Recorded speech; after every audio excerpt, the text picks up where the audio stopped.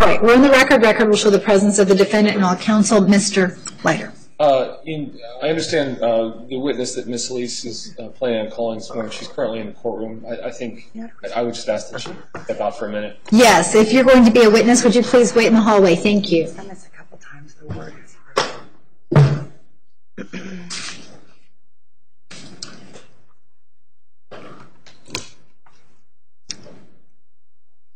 All right, Mr. Leiter.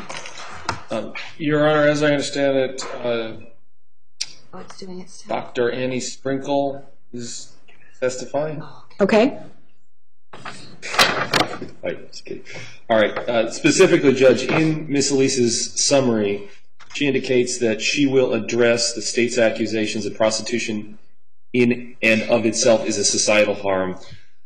I would ask that you preclude Ms. Elise from eliciting any such testimony. Again, that any testimony that goes to compelling interest, societal harm, specifically in terms of prostitution, not part of the state's burden, and would again go towards confusing the jury. Frankly, Judge, I don't see any relevance to this particular witness based on Ms. Elise's summary of what she would testify to, with the exception of apparently she was at and did some teaching at the Phoenix Goddess Temple Valentine's Weekend 2011. From the state's perspective, that's the only possible relevant testimony that could be elicited from this witness. Ms. Elise, at least in her summary, purports that she will ask her about Ms. Elise's sincerity, again, which the state contends is not at issue here. And so I would just ask the court to limit what this particular witness could testify to, particularly anything that could potentially confuse the jury, like this woman's particular experience in prostitution, how prostitutes think, or why prostitution is in fact a crime. I know from various writings this particular witness has that she advocates for the legalization of prostitution. Frankly, most of what she's going to testify, at least what I believe Ms. Elise would ask her, would go straight to jury nullification, which would be inappropriate testimony. Thank you, Judge. Oh, my goddess. Okay, well, a lot of that's not my perspective, Your Honor. I'm not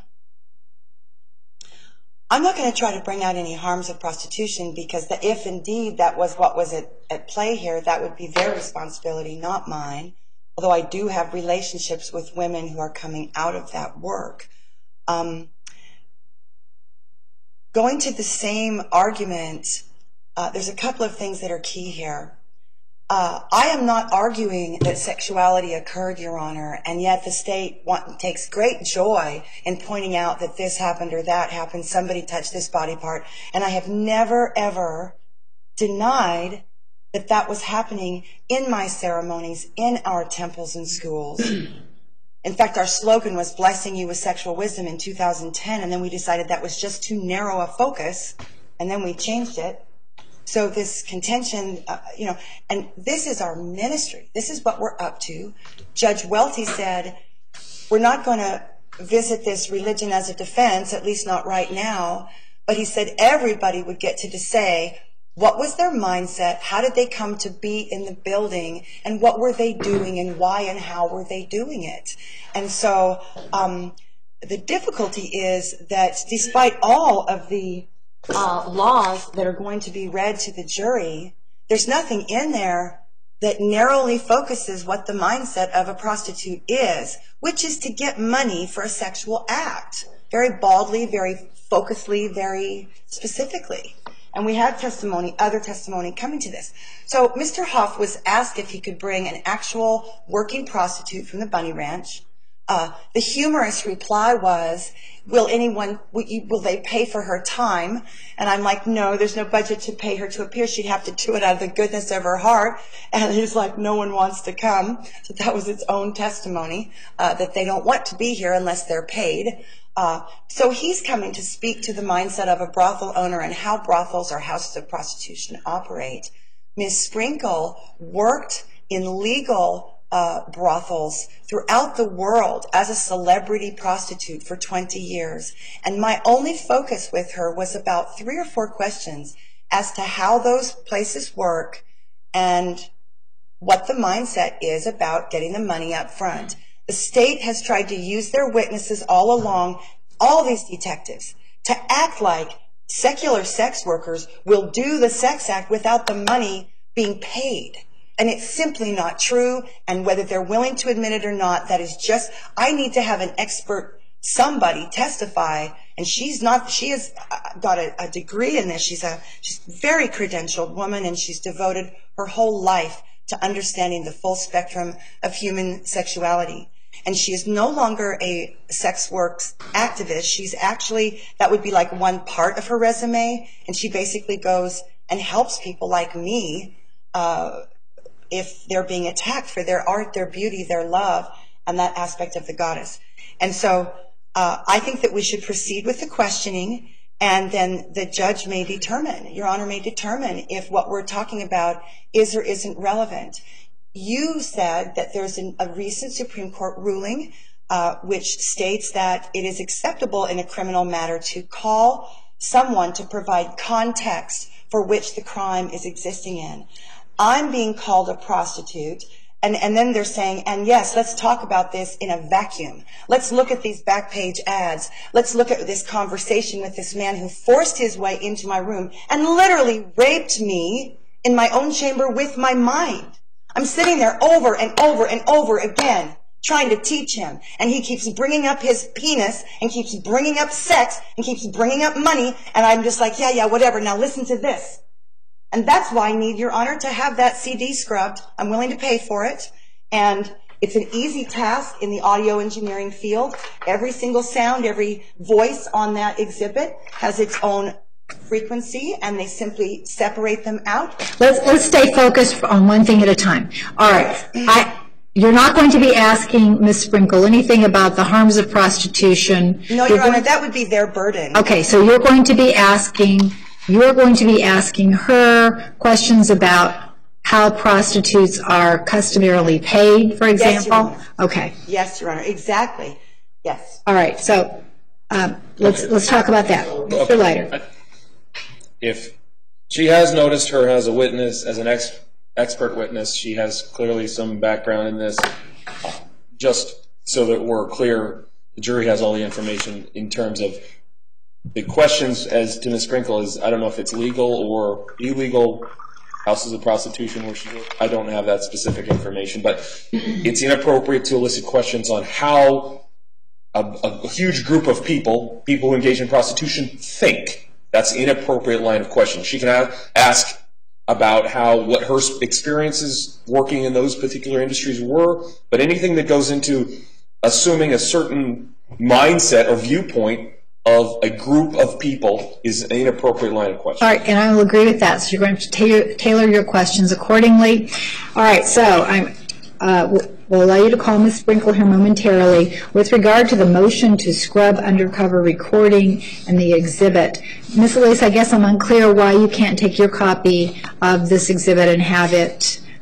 I'm delighted to, Your Honor, and based on my experiences in the court, learning and catching up with what everybody else knows, Mr. Leiter has taught me that then he could challenge, hey, she could have altered what it says, so I wanted to somehow make sure that whatever my procedure was from taking an exhibit to a place that would do this, bring it back clean, bring that person to testify, they didn't alter it in any way except to remove everything but the voices.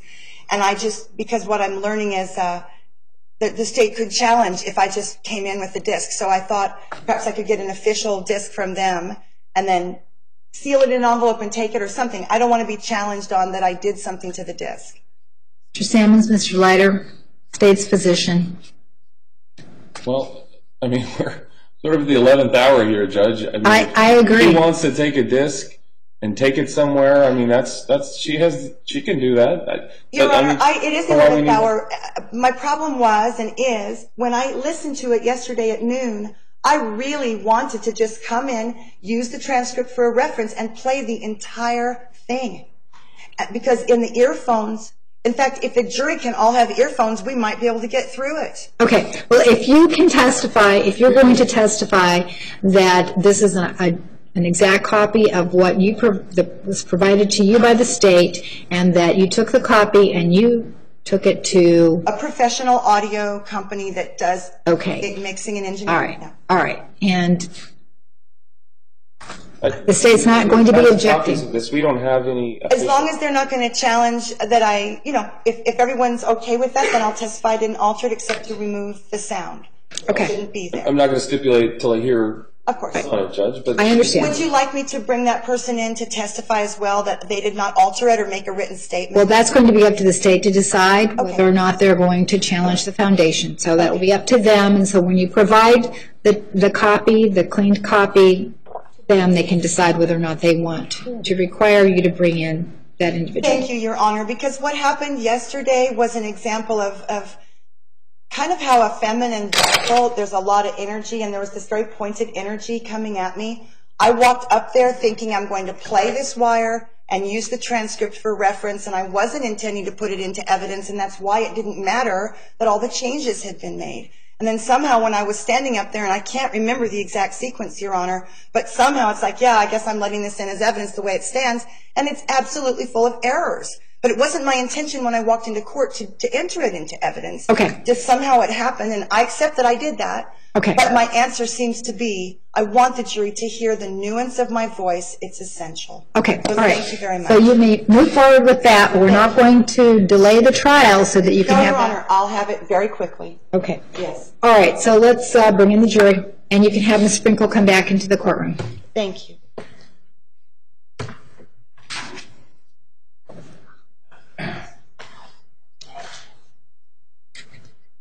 It's granted. It's granted. Here, it's... Oh, do you need this back? Or just like granted as discussed on the record? No. That's what she's asking. Exactly what he knows.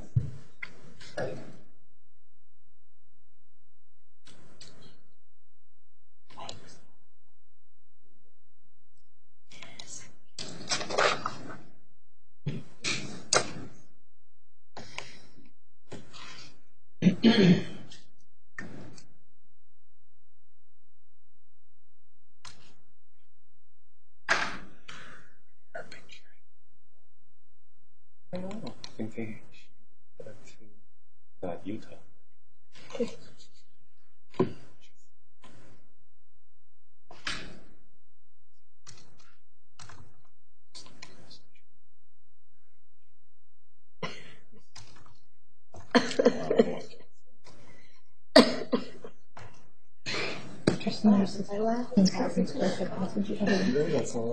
You know what? I can see it. I'm like, why does he think that he's so like pretty? What's this gonna happen? I said to read this. Oh my god. Just start dying now.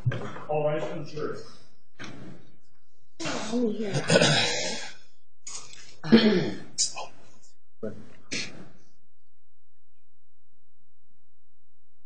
Bye. I'll set it in. Amber's got the under. Yeah, take the over.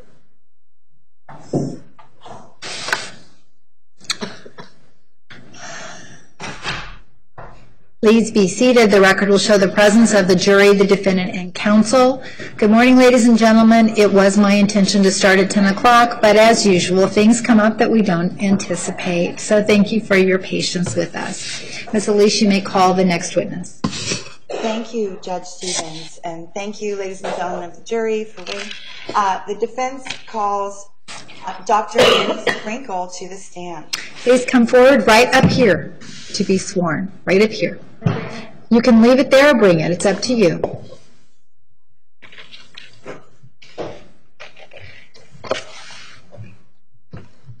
Right up here.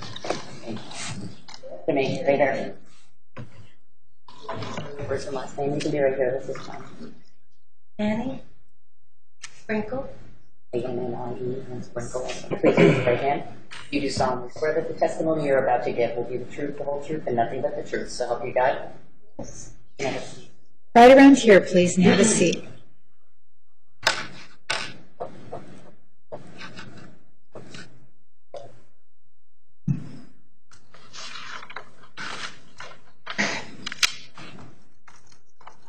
Good morning, Annie. Thank you for joining us today.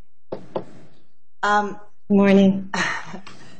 So could we just start with what is your name, and if you spell it, then Mike can get that. Annie, A-N-N-I-E, Sprinkle like rain, S-P-R-I-N-K-L-E. And where were you born, Miss Sprinkle? I was born in Philadelphia, Pennsylvania in 1954. And so how many turns around the sun is that? I'm 61. One. And where do you currently live? I currently live in San Francisco. Okay. And what is your current occupation? I'm a full-time artist. I have a center called the Earth Lab at UC Santa Cruz. I do college lectures. I'm a sex educator. I'm an internationally known artist who does theater and performance, and I'm an environmental activist who does art about art. Yeah. Okay, wonderful. And could you tell us a little bit about... Well, I'm also a sexologist. I have a PhD yes, I was going to ask you about your credentials, because you do have some actual credentials for work and studies that you've done. Would you tell us some of your studies and work that relates to sexuality? Yeah, well, I went to School of Visual Arts in New York to learn majoring in photography and fine art. I put myself through college in the sex industry, and I've been a student and teacher of sex for 42 years, I think it is. It's been my life's work, just as being an archaeologist is a passion, and or being a nurse or a doctor is a passion. I research and explore sexuality as a student and a teacher, because there's endless amounts to learn, and it's a fascinating topic. Thank you. And and I have a PhD in human sexuality from the Institute for Advanced Study of Human Sexuality, and my dissertation was about providing educational opportunities for sex workers, and I researched things they would want to learn, and it's all about education. Yes, okay, wonderful. And have you ever been to Arizona before? I have. I was When was your first visit to Arizona? You said that was a while ago. Well, I went to high school in Panama in Central America. My father's with the Embassy and Foreign Aid. And I was, it was the 60s, and I was a hippie. And I went to my last semester of high school in Los Angeles. I mostly grew up in LA. But then I fell in love and moved to Oracle, Arizona with my first boyfriend when I was 18. I'm sorry, where, Arizona? Oracle, Arizona. Oracle. Yeah, so where the biosphere is. Okay. And I lived here for a year plus a few months. But I've come to Arizona many times to perform and teach. And I have family here, and was here many, many times over the years. Okay. And you said maybe that you're 18 years old. Right. How did you end up in the adult field? What was your first job? How did you go from a person who hasn't done any adult work to a person who's doing adult work? Well, I was a very shy, excruciatingly shy child, and insecure, and but adventurous and curious. And I, came to Arizona with this first boyfriend, and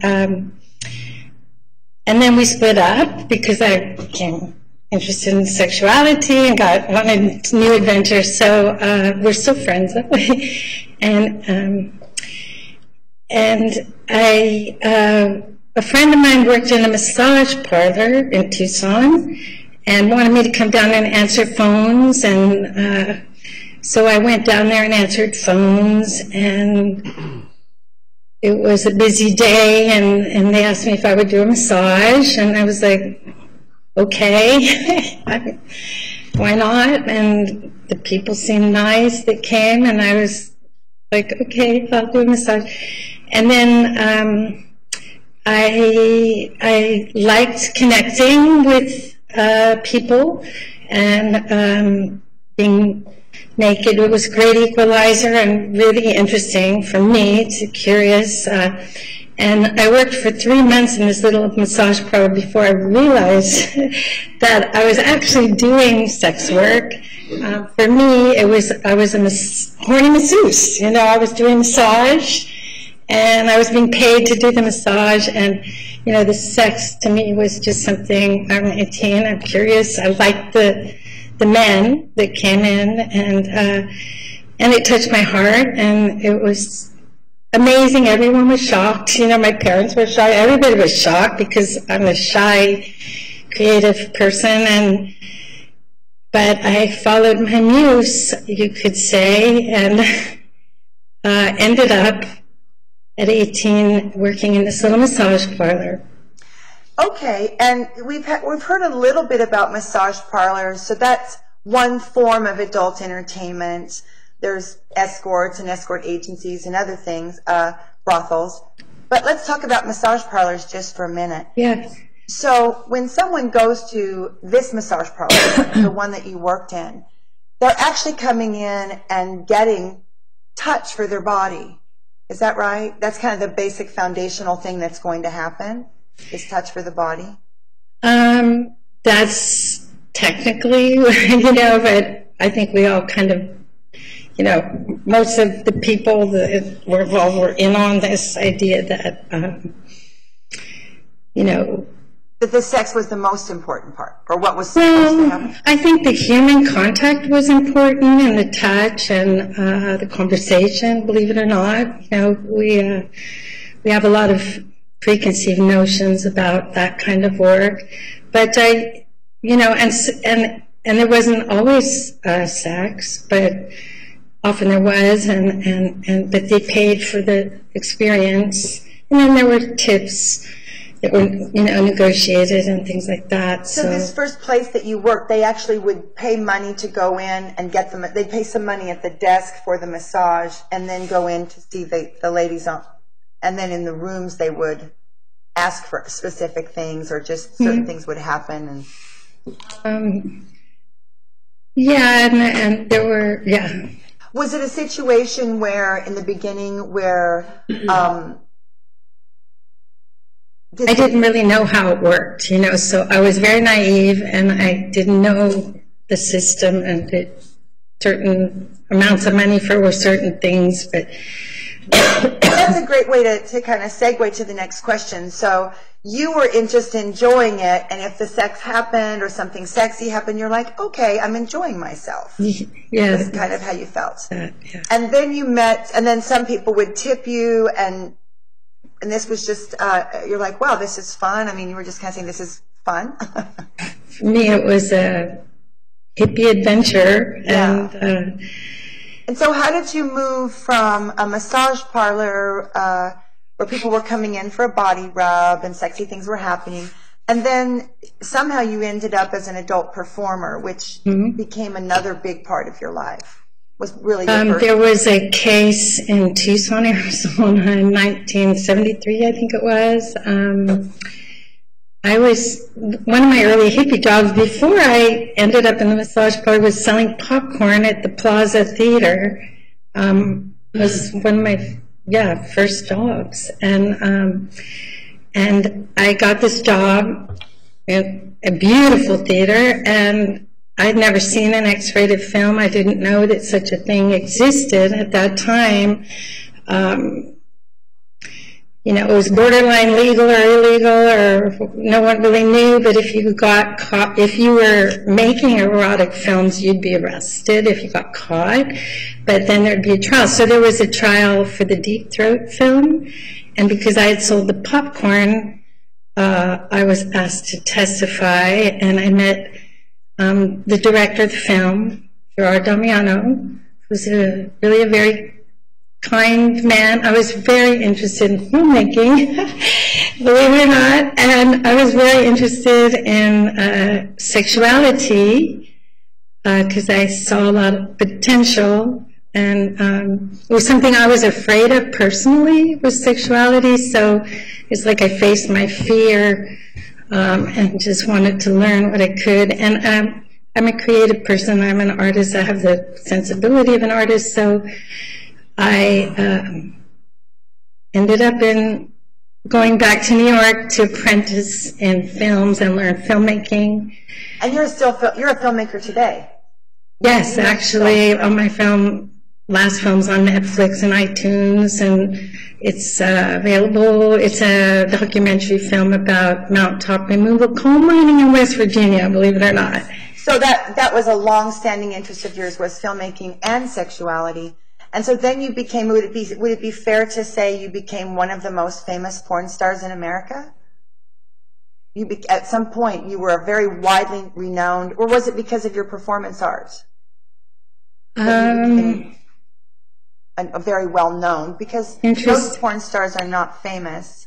Yeah. For a time, you were very... Well, in the 70s and 80s, so I worked in mainstream sex industry for 20 years. But about 10 years in, I was also doing art projects and exploring performance, and my boyfriend was a famous European Fluxus artist, and so I was always doing art and going to art classes and working as a photographer for magazines, and it was a kind of multimedia experience. And at that time it was very different than today. Like, we were emulating Hollywood films, and there was a very small community of people doing films, X-rated films, very small. I have a question. Yeah. You said that at the time people could be arrested for making sexy films. Mm-hmm. Did you ever know anyone who was arrested for making sexy films? Oh yeah, many people. It was always dropped because the films are found not obscene and fit community standards. Okay. So that's why today we have freedom of expression, is that film Deep Throat was found not obscene, and today it looks rather quaint and innocent compared to where a lot of mainstream porn has gone. On the other hand, you have educational porn, you have spiritual films that are like what the goddess oriented breath, ecstasy, G-spot, energy, orgasm kind of. So you have a much bigger range of, and if you think of the countries where porn is not allowed, they are not necessarily better off, Oh, okay. So,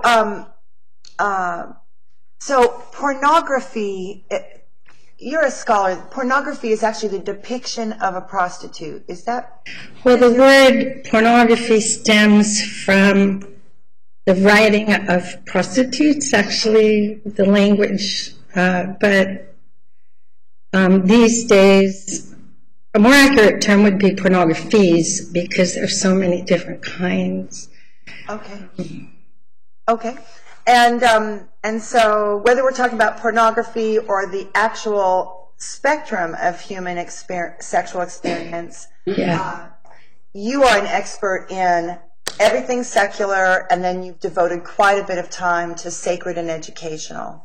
Well, when AIDS hit in my mid-30s, I was in New York, and it was devastating to people I knew in communities, and the gay community. I had friends, and I lost a lot of friends and lovers, and was trying to cope with the all the death and dying and the stigma, incredible stigma at that time of having AIDS. And I was searching, you know, I thought that was the end, but I ended up making safer sex films and trying to learn how to cope with this. And I began researching Tantra, Taoist, Native American kinds of sexualities, and find things that were more energy focused than genitally focused. Okay.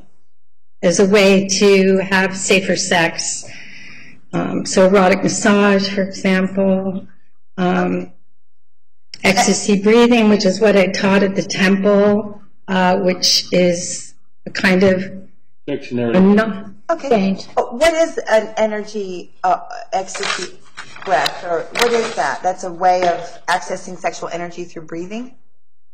Yes, this is one of the techniques I learned in the search for ways to have sex that, or pleasure, or ecstasy, or orgasm that wasn't focused on, you know, intercourse or ejaculation.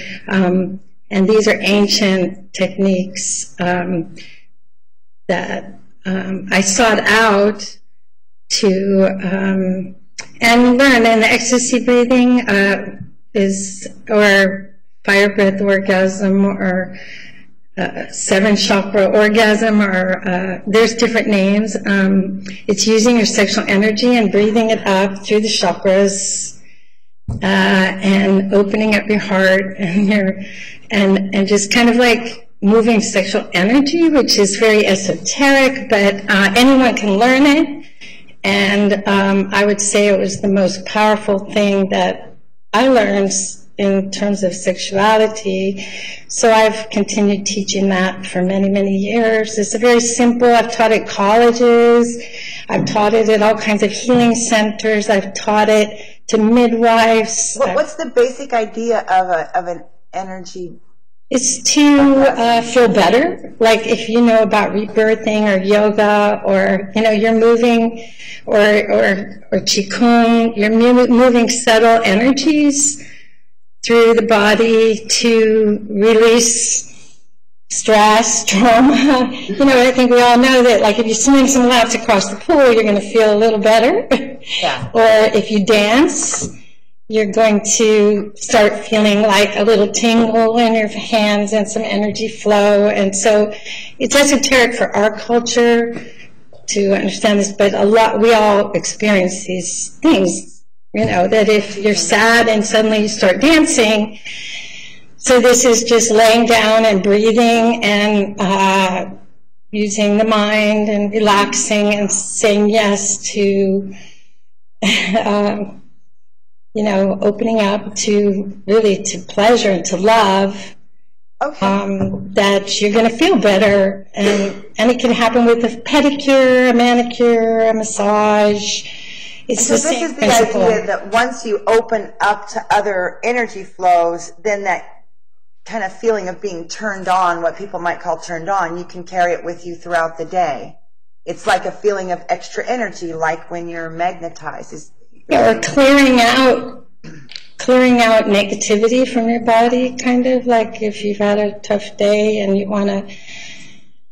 Okay. But better, you could just lay down and breathe and relax. And I think we all, you know, the airport has a room where you can sit and get away from it all and just breathe, or, you know, it's a common experience. So the ecstasy breathing is what you want to teach. But what has been the biggest requested aspect of your teaching? You basically work as a sex educator primarily. Is that true? Well, I lecture. I've lectured and taught at hundreds of colleges. My partner is a professor. I'm very involved in the academic world. And so what is sex education? I mean, obviously it's education about sex, but tell us what forms of sex education are readily available in the United States.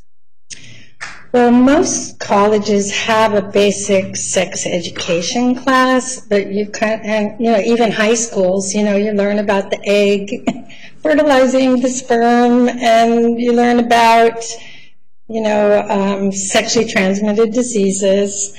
You learn about pregnancy generally and how you get pregnant. I think most... And that's kind of it. It's specific stuff, yeah. I mean, they don't teach you how to have a great relationship with your husband or wife and how to have a G-spot orgasm. Isn't it true that a lot of these classes actually don't even discuss the female orgasm? They just discuss the male orgasm as ejaculation.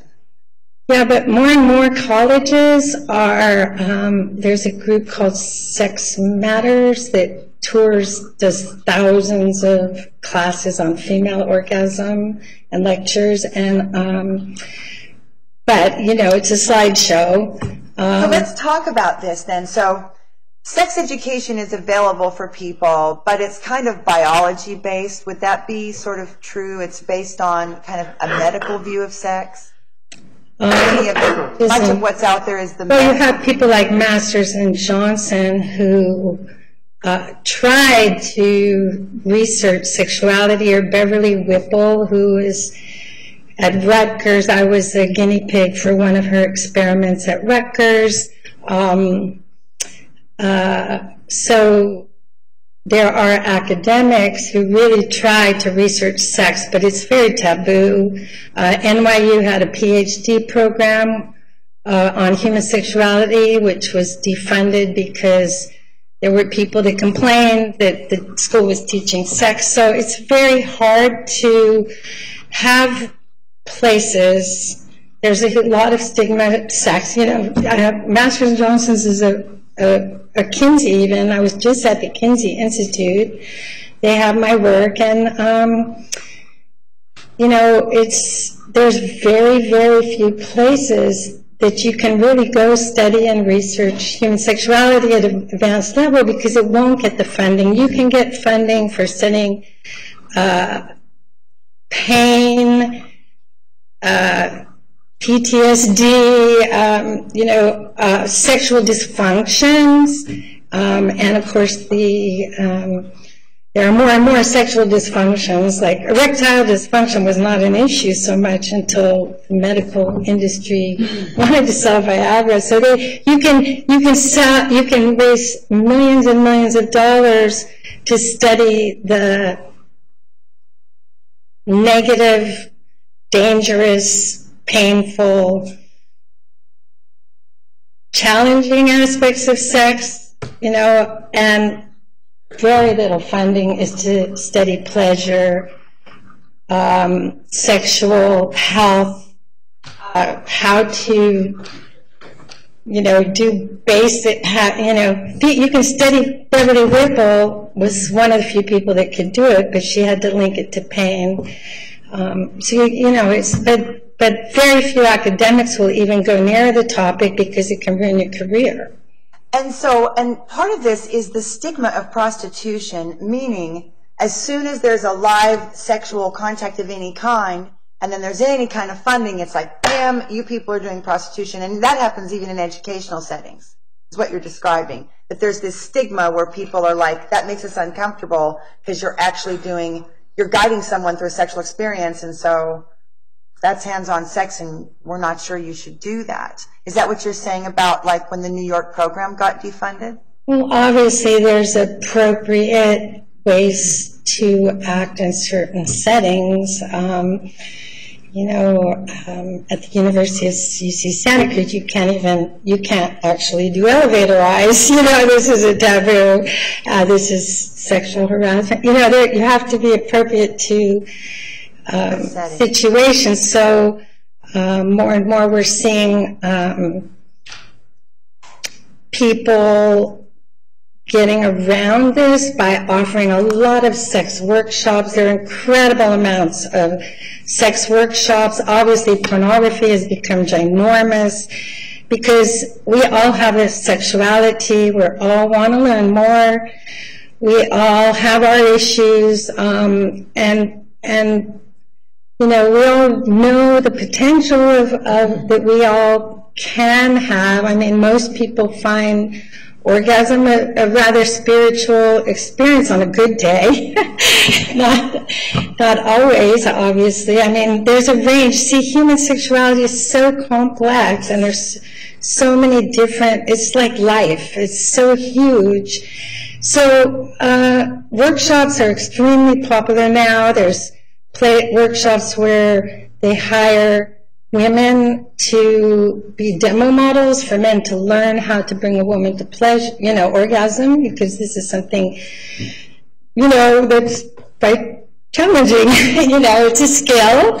It's learning sex is a skill, and let's speak to that for a moment. Yeah.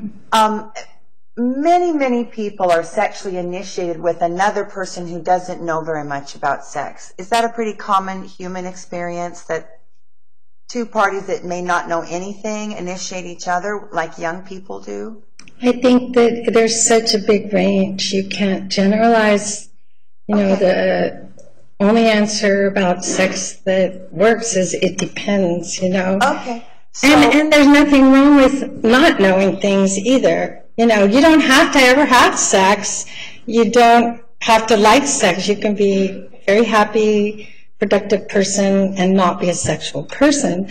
But some people are very interested in this and learning more about it, and others, it's not their thing. do you think that people who have positive sexual experiences are then likely to seek out more sexual experience and other types? If they've had a positive experience, then that's kind of opens the door to growing and seeing other things.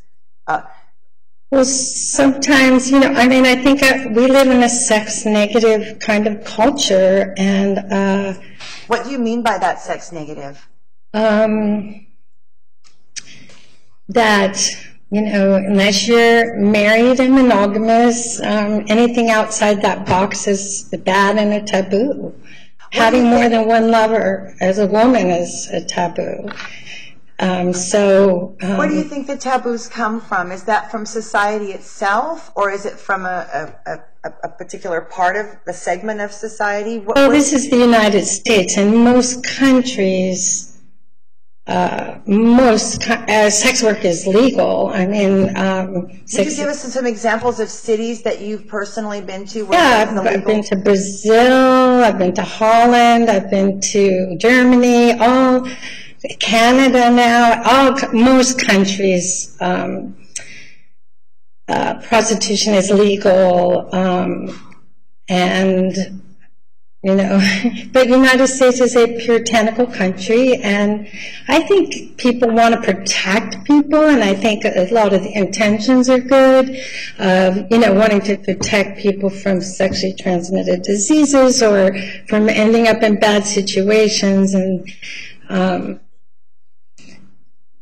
I think people genuinely care.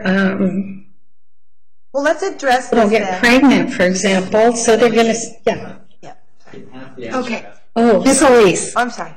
Right, don't overspeak your witness. All right. I apologize, Your Honor. I was worried that I was going into narration, and I was just doing my best to... Okay, so I'll try not to overspeak. If you would listen very closely to the question and answer only the question you were asked. Okay. Thank you. All right, next question. Thank you. Well, something that you passed by pretty quickly is that there's a number of countries in the world where sex work, people seeking a sexual experience, people willing to provide that experience, and some money is exchanged or support is exchanged, that's legal in many, many places in the world. You just said that. It's not criminal in many parts of the world. Yes, absolutely. Now, you shared with me that the United Nations has a Commission on Women's Health, and Amnesty International, and a number of the World Health Organization, and that they're all calling for the decriminalization of sex work. Why is that? Why is... Objection, relevance, Judge. Sustained. Okay.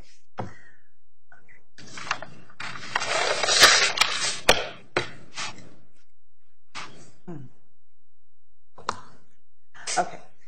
So, when you were able to work for a period of time, you were sort of a celebrity adult entertainer in the beginning of, not that you aren't now, but for a time there was a focus on that.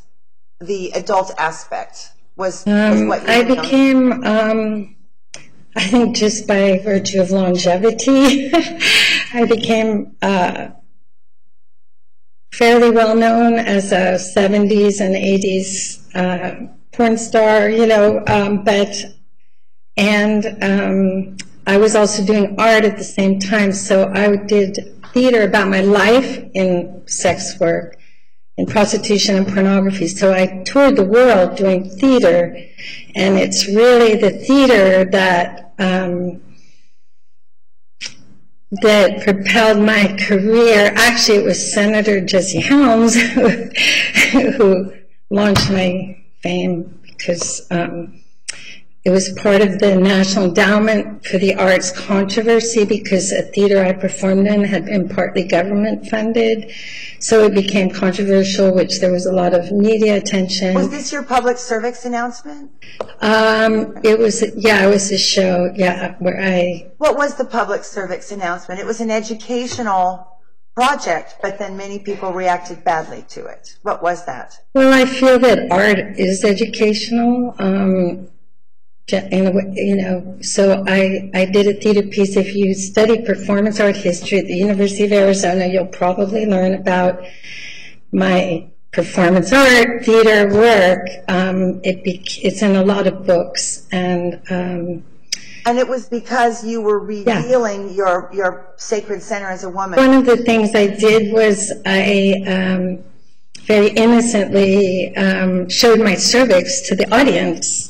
As a way of just like a very playful, let's take a look at what this thing is, where we're all from, which is we all come through the cervix. Let's look at it. And I did this in a theater setting as art and performance, and a feminist act, of course. And you know, it's political. It was controversial to do that, and when people hear about it, they cringe. But when you're in that environment looking at a cervix, you know, we all are curious about the human body, and it's the doorway, one of the doorways to this reality.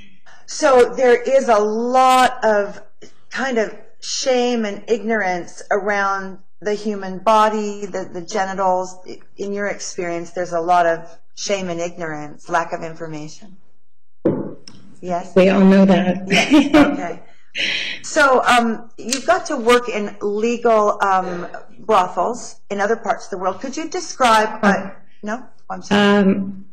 No, I mostly worked in when I worked in massage parlors in Arizona and New York, and that was it. Okay, and those were okay. Thank you for that. And so, but you've actually visited brothels, you said, as an artist. Is that what it was?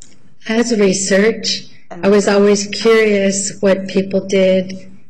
And so I've seen a whole range of, you know, it's been my life's work. My research is to explore all the different kinds of diverse businesses and offerings and environments. Yes. So I've been in any, whenever I would do my theater piece in Germany or in Australia, I would say, can I see your red light district? Or what kind of live sex shows do you do here? You know, and most, you know, before AIDS, you know, there were live sex shows all around the world, and some were quite theatrical, as again, there's such a range. So let's leap forward a little bit, and you began to, do you recall, have you ever visited a goddess temple other than the Phoenix Goddess Temple, or was that your first time visiting somebody that says, hey, we're a goddess temple?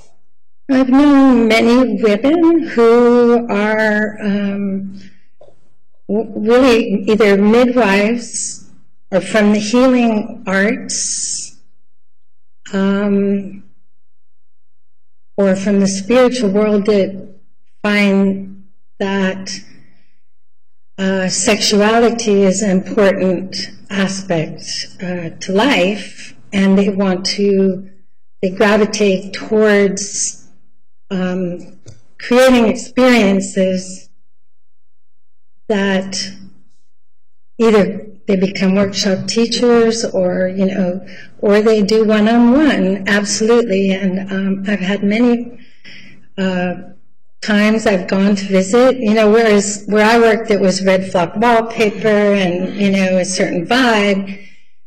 They had a white room with fresh flowers and did massage. They knew about rebirthing. They knew about lots of healing modalities.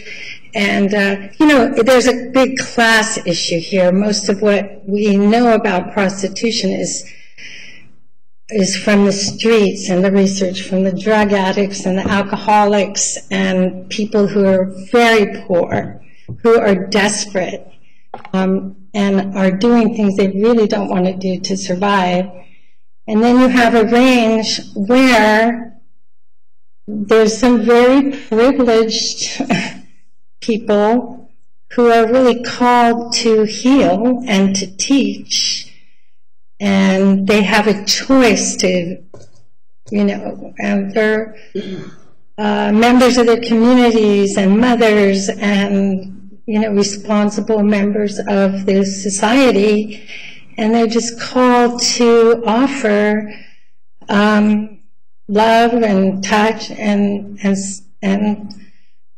create a healing environment and where people can be themselves and relax and be okay with their sexuality.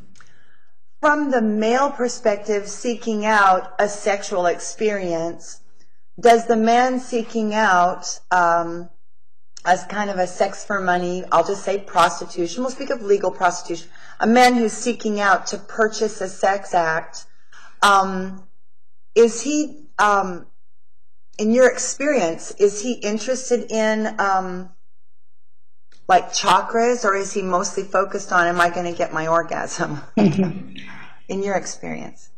Well, just as there are a range of women that would do, you know, one-on-one kinds of work, there's a range of men who, a huge range of different kinds of clients or students or seekers, if you want to call them, huge range that would come for lots of different reasons.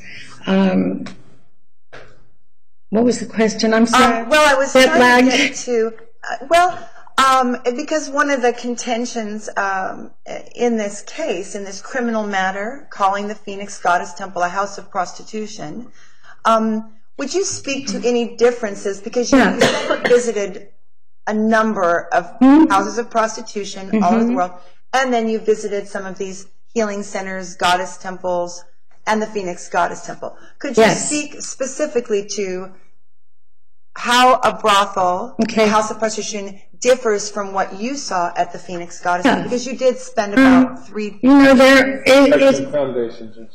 Sustained. More foundation.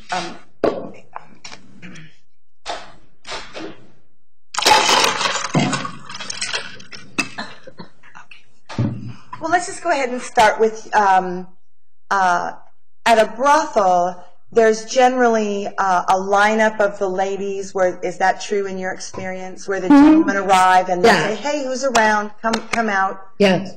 And so that would be a general thing, is that they do bring the women out for the men to choose someone. Well, there's not always a they; it's that we would come out. We would make her come out. Okay. And so, and then generally, is there a, after a gentleman has chosen a woman to be with, then what happens? If you're at a brothel, he's chosen someone to work with. What have you observed in how brothels work then? After the lady's connected with someone, what happens? Well, again, well, then you would take someone to the room. I think definitely people were there. Some are socially handicapped, physically handicapped. Some are lonely. Some have, some just want a blowjob, just like they want an ice cream sundae. Some, you know, just want, you know, to engage in oral sex and their wife doesn't like it or something. It's a kind of or they want to learn something or experience something that their partner is not interested in, or they just want to get off because they're working and they're busy and they find it, you know, our body releases serotonin and pleasurable chemicals after orgasm, and you just want to relieve your headache or, you know, relax, or so it could be just a basic, you know, you want, you know, a quickie, really, just to feel good, or you might really have some really serious issues. And but generally, most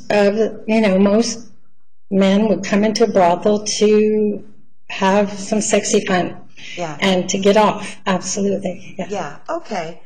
And so, and in the brothel, or in the brothels that you visited, is it normal for a sex act to have a value attached to it? Like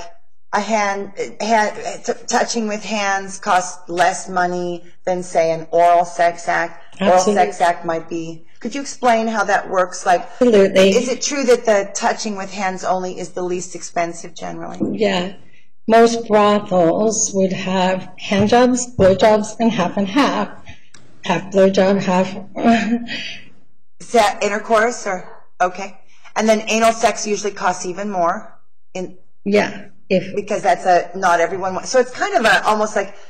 Yeah. Would you agree that more people are interested in the hand touch and willing to do the hand touch? So that's why the requested price is lowest for that, because there's more people asking for it and more women doing it. It's the least expensive.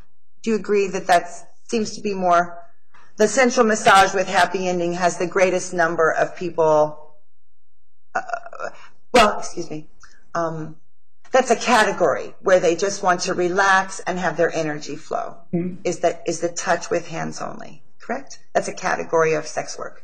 And then there's if they are asking for something like oral connection, then usually there's an additional amount of money asked by the worker. Yes. And oral sex is a little more money than getting a hand job. Yes. Okay. And then is giving an oral to the woman, is that also more expensive, or same kind of idea, just that there's a little bit of extra boost in the money to allow that to happen? A woman would charge for that? It's a little individual, like some women won't allow that, and some wouldn't even allow it. Okay. And then sexual intercourse costs the most out of all those things? Yeah. In your experience? And then a woman who's offering anal sex, that's actually the most expensive, because not everyone wants to do it.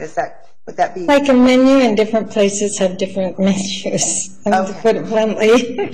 There's like a lot of different kinds of restaurants. There are junk food restaurants, and then there's gourmet restaurants, and some are very quick and cheap and not very nourishing, but they satisfy the hunger, and others are, you know, gourmet, and there's health food restaurants. You know, you have a health food menu, so you know, so it's the same with brothels and houses of prostitution. I would compare it to restaurants. There's so many kinds of flavors and offerings, and it's very diverse. And you've known many. You've had many through your activism and your performance art and your travels. You've met hundreds of secular sex workers in 42 years. Yes. Maybe even thousands. Thousands. Okay. Mm-hmm. And among those women, whenever they were talking about how they work, is it common for a secular sex worker to absolutely get the money before she does anything? Absolutely.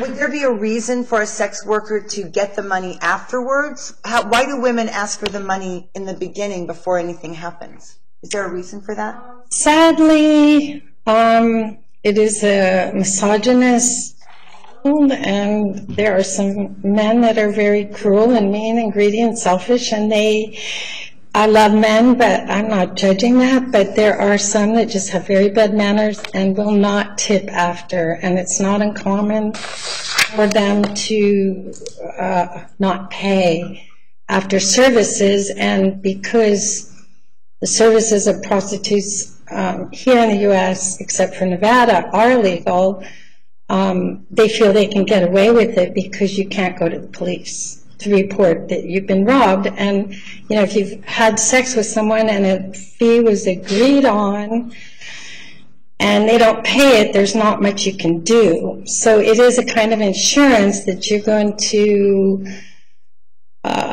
be paid and not robbed. You know, if we're a sex worker, we would feel that we were robbed. But society in general might not see it that way. Okay. And so it's your expert testimony today, 42 years and a PhD in sexology, that secular sex workers, also known as prostitutes, will ask for the money before they do anything. And it's just not done any other way. For the reason you just described, because if they don't give the money, they have no recourse. exactly. Okay.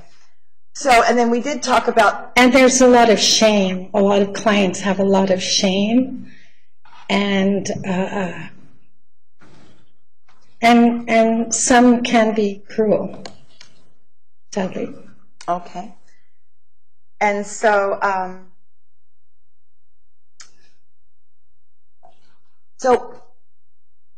we're speaking of sexual conduct, which is very generic. Like a porn movie is sexual conduct. We can see people having sex. What is sexual healing when you contrast it to sexual conduct, which is sort of generic sex?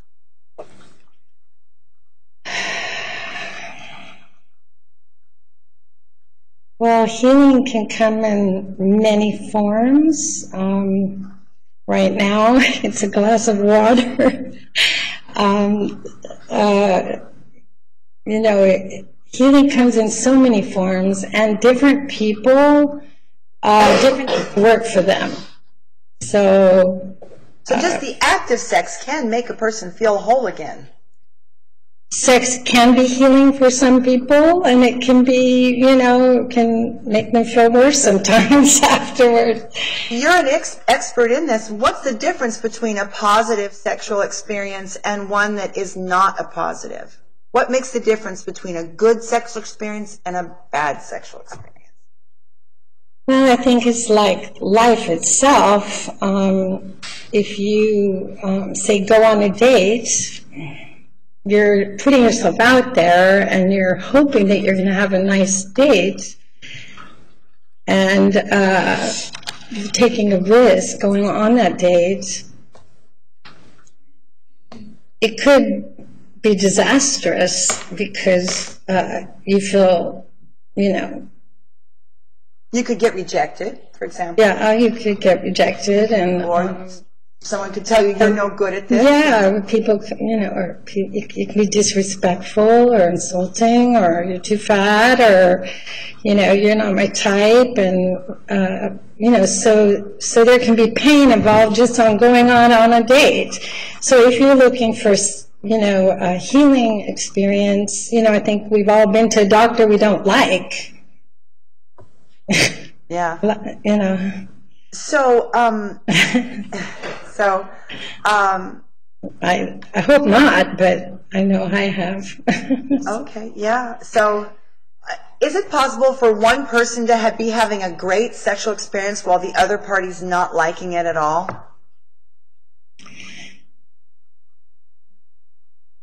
Yeah, one person's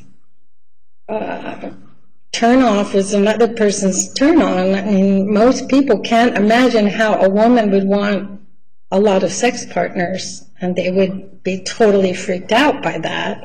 And other women can't imagine monogamy and being with one person their whole life. There's no right or wrong, it's just people are different.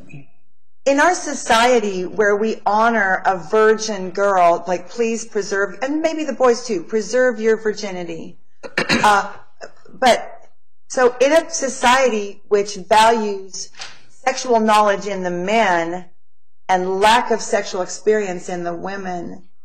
Let me ask you this. When a woman has a lot of sexual experience, maybe a lot of partners, what is society going to say to her if she has a lot of sexual partners? What sorts of words will be applied? Sexual relevance. Have you ever been called names, Miss Sprinkle, for the fact that it was known that you had many sexual partners? Have you ever experienced harassment, bias, because it's known that you've had many sexual partners? You ever been called names over that?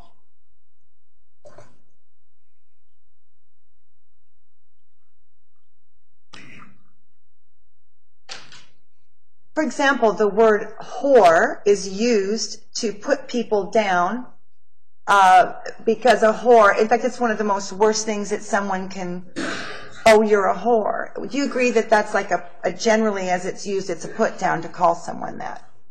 It was a very bad term. We kind of reclaimed it at the whores conferences. There were some international conferences called the whore conferences where we tried to reclaim that word, just like the slut walk today tries to, destigmatize the word slut. If you want more than one partner in your lifetime, you're a slut. And so, so we try to reclaim these words, and people called, I know that there was a lot of judgment about things I've done, but what matters is how I feel about it myself. So if somebody, called me a whore, it wouldn't bother me, whereas if they say you're really fat or something like that, because I judge myself sometimes and my body's not right or perfect, So different words affect different people. It's true in our society, though, that a woman who's had a lot of partners may be called promiscuous. Mm-hmm. Is that true? Yeah, starting in high school. And she may be called a nympho, which is a clinical term. Is that true? If you've kissed a boy in high school, you can be a slut and a whore, just from a kiss. Yes. So there's a lot of potential negativity for a woman who's seeking sexual experience, because she may face this societal judgment that she wants to be sexual. Do you agree there's some judgment on that? Absolutely. Okay, thank you. So sexual knowledge and sexual experience in the Goddess Temple is seen as a plus. Do you agree? Objection, Foundation. Sustained. Okay. At the Phoenix Goddess Temple, tell me how did you first hear about the Phoenix Goddess Temple? What was your first inkling that such a place existed? Well, as a researcher and a student and a teacher, I was hearing about the Phoenix Goddess Temple through the grapevine, in terms of from the healing and spiritual worlds I'm involved in, as well as, so I've been hearing a bit, and then you called me and asked me if I'd want to teach a workshop there. Yes, and you were available to come in Valentine's of 2011, is that correct? That Valentine's weekend? Mm-hmm. Do you recall what I told you, why that was a special weekend, that particular weekend, and we needed some really great teachers that weekend? Objection, calls for this. Okay. Sustained. Okay. But you agreed to come and teach on Valentine's weekend, and for anyone teaching the art of love, that's a big weekend. We generally offer workshops to help couples or help singles. That's a big weekend if you're a love coach, correct?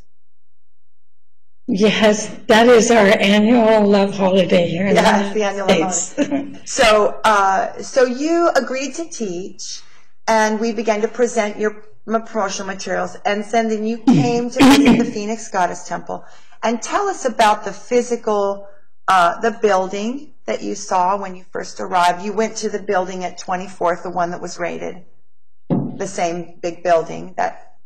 Okay. So tell me what you saw when you first got to the building, and what did you see there? Well, the outside, from the outside, you would never guess what was inside because it was like a strip mall office building. It just looked very, like commercial space offices, or very, it did not look like a goddess temple from the outside. And I was like, whoa, this is very, it looked more like, the courtroom from the outside, very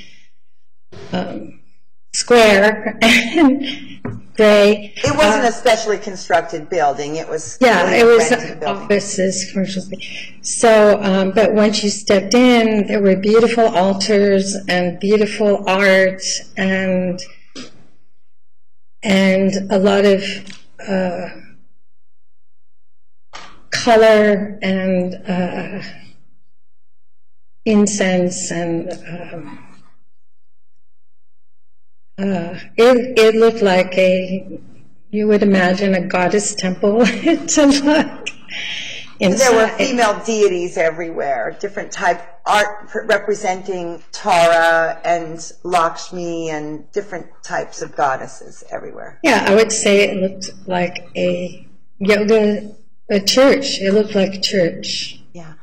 And so you actually, did you stay at the temple, or did you sleep in a hotel, or was someone here at someone's home the week that you came? Did you stay in temple, or? Gosh, I was also doing a performance at Alwyn House, which was a theater and gallery, and I can't remember. And I did something at a yoga studio, so usually when I go to a place, I do multiple things. Okay, thank you. I'm sorry, we were checking That's about right. your exit flight in case we have to keep you just a tad after lunch. I think it'll be okay. So let's go to, you took a tour of the temple, and you thought, what did you think about the chakra colored rooms? Because you also have worked closely with chakra technology, chakra art. Yes. And you saw there was a chamber for each of the different chakra rays. Yes, I had just finished, was doing a project where each year was devoted to a different chakra. It was a 7-year-long project called the Love Art Lab. So I've been studying chakras and working with chakras in my art practice and my spiritual life and my sexual life and personal life.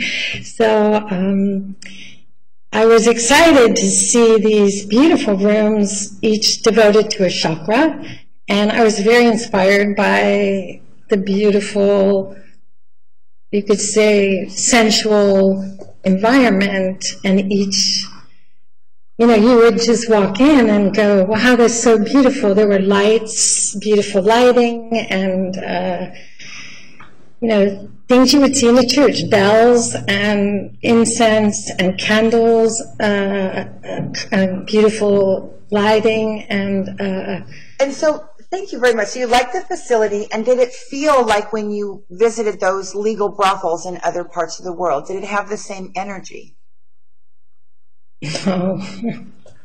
Can you just tell just quickly, what's the difference between the energy at a brothel? Is it more commerce, or how would you describe that energy versus? Brothels are much more business-like, and I would say,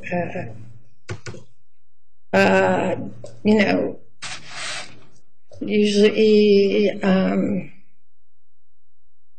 there's, liquor, champagne, you're offered liquor. Okay. It's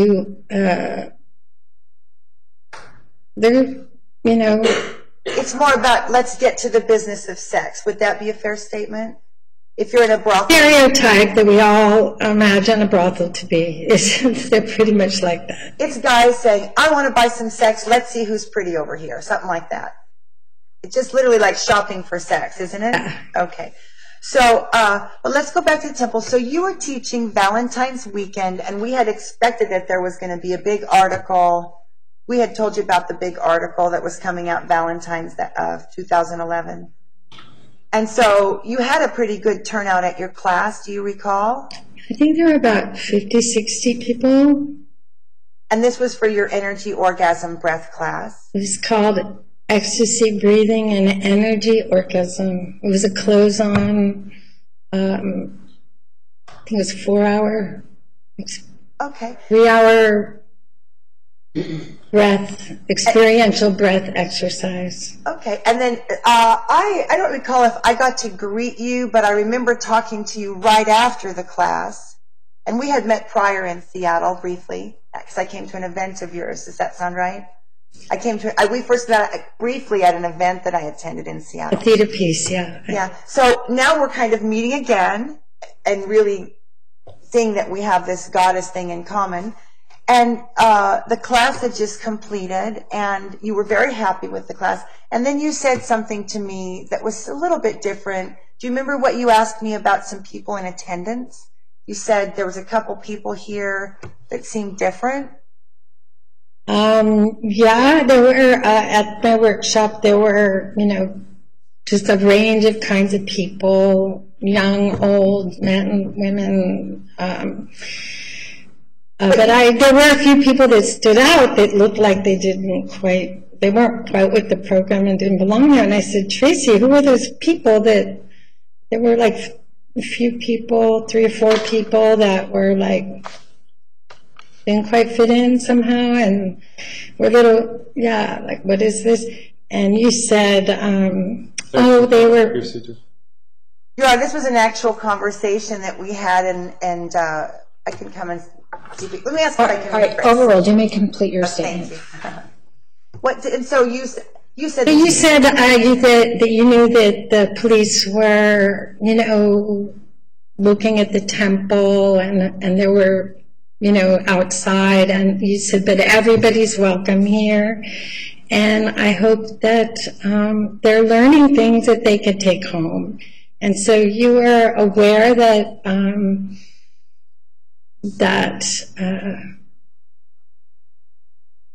I was aware that police might visit the temple at absolutely, and everybody was welcome. You said. And I was like, that's wonderful, because you really seem to have nothing to hide. You felt you had nothing to really hide. So. And we spoke of that they might come and go at any time, and it was our policy to treat them like everybody else. Yes. Okay. And it was my best guess that if people were sitting back and not really joining and just watching, and their energy kind of held tight, that they might be there for some other reason than to learn. Mm-hmm. Okay. Is that yes? Yes. And you brought this up to me. I didn't notice that. You actually said you were a little uncomfortable. You were like, everything was great, but there was this one. No, I was curious.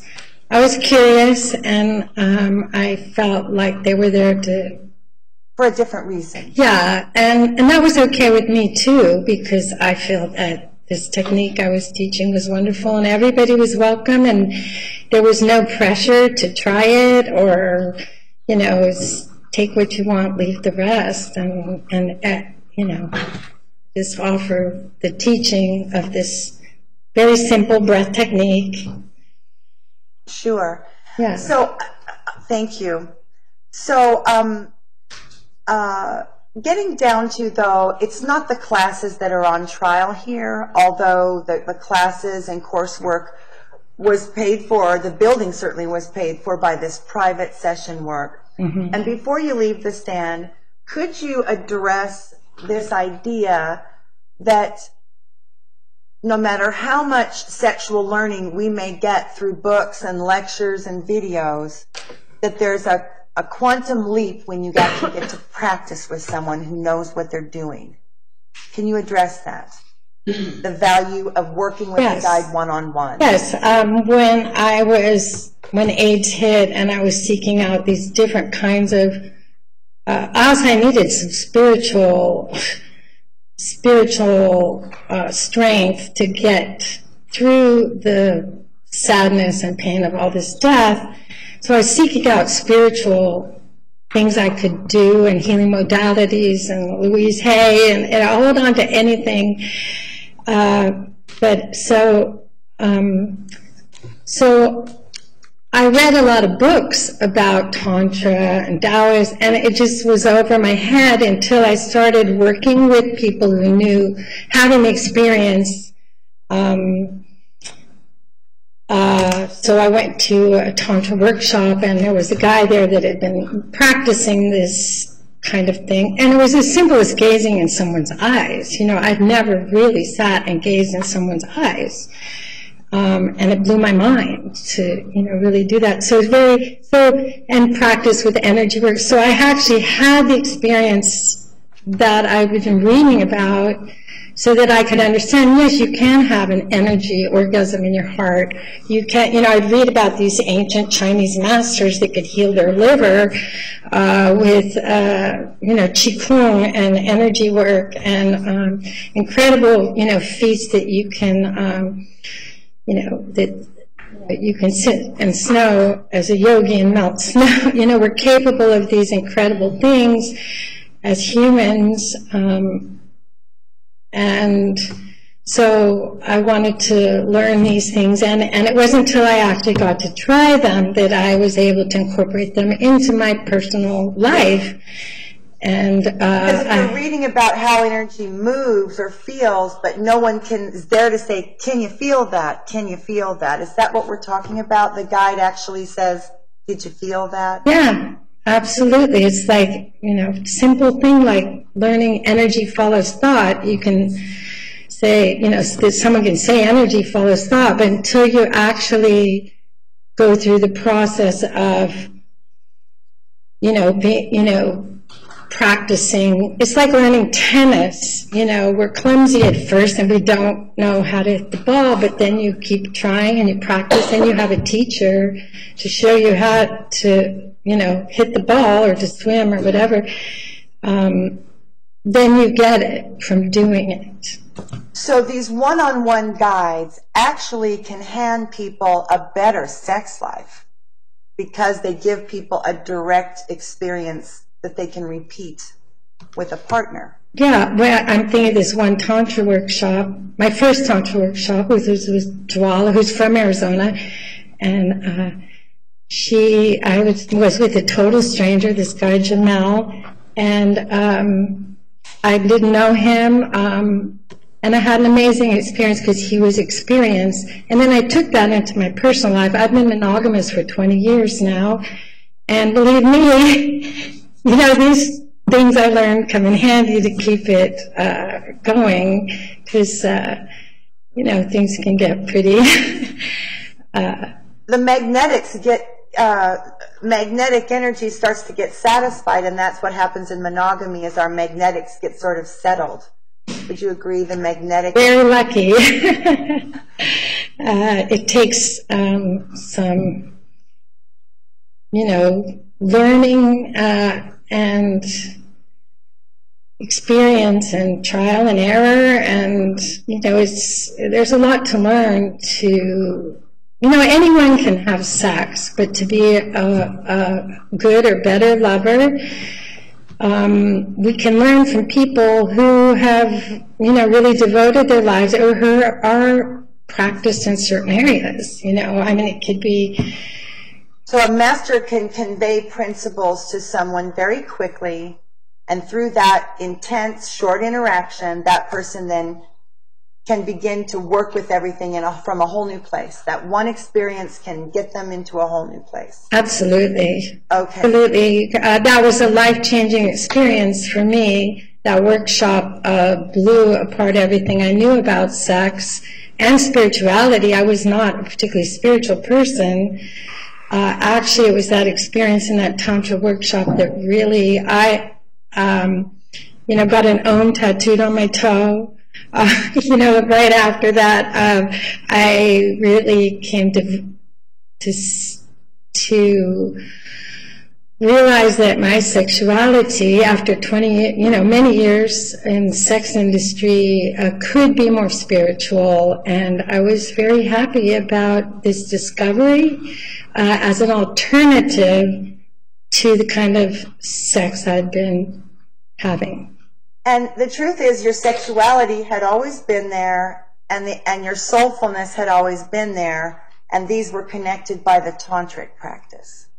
The soulfulness. Yes, it was a life-changing experience, which I actually wrote about for Penthouse Magazine. They actually paid for me to go to the workshop because I wanted to go, so that was a way of going. And so that article is, I wrote about that, and I actually made a film about it called In Search of the Ultimate Sexual Experience, and which actually the first part is about very mechanical kinds of sex. And then I directed it, and it's feminist porn or feminist erotica for couples, and it shows really mechanical, fast, raunchy kind of sex, and with all, like junk food kind of sex. And then I find this teacher, and it becomes more cosmic, more spiritual, more love, more satisfying, more powerful experience. So I actually made a film about it.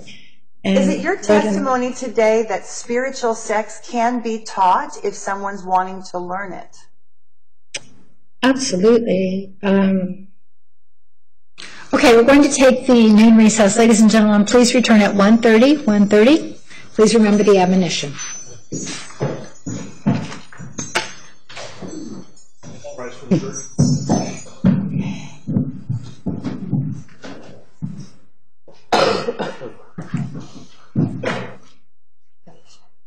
You may step down. Okay, thank you.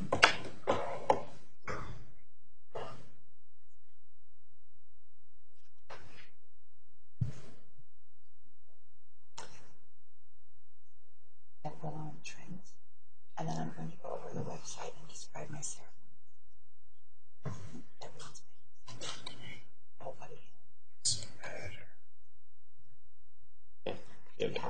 Yeah. So the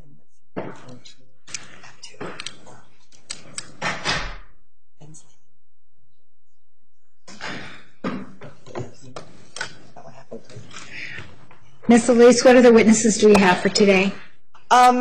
This is almost complete, and then we have Mr. Millay, who lived in the temple for, I think it was 6 months or 5 months. He lived in Phoenix Goddess Temple in 2011 and left right before the raids.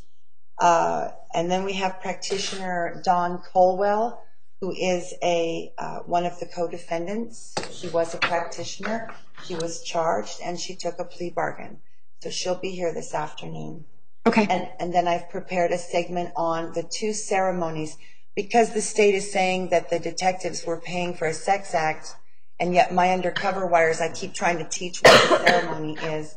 I'm going to use the 2011 website, just as it was when we were raided, to basically describe whole body healing and to describe magnetic touch tantra, because that's what people were giving the money for. And whether I'm able to show a video of it or talk about it, I've got to address what it was that we were doing that people were giving money for that wasn't a sex act. I've got to address that somehow. I had put forth a motion that I be allowed to demonstrate in a trial by ordeal, which is from an ancient law, legal practice.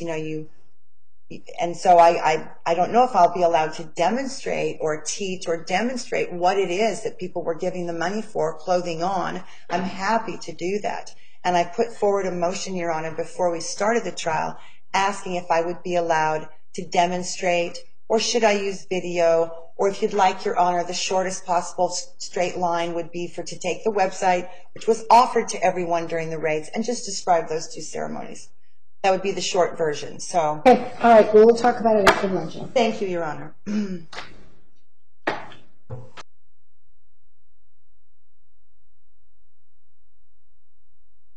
Okay. Here she comes. All right. Let's bring in the jury. All rise for the jury.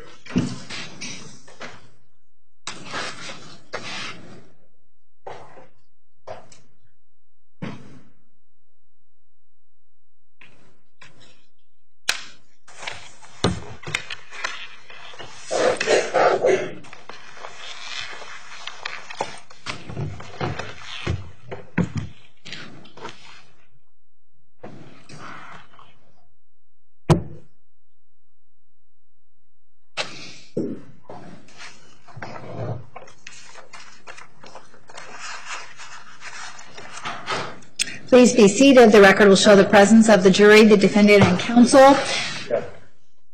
Ms. Elise, you may continue with direct examination. Thank you, Your Honor.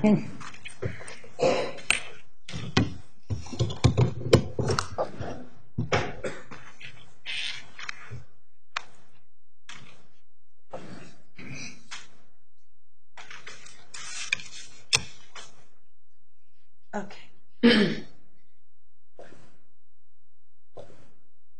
I apologize. I have a wrong file.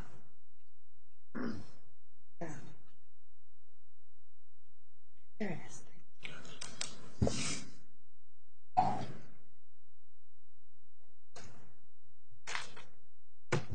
Okay. So, Annie, where we left off, we were speaking of that having a private one-on-one ceremony, session, appointment, where someone who's very experienced or has knowledge gives someone, helps them have a positive experience, what Dr. Ted calls a success experience with sexuality.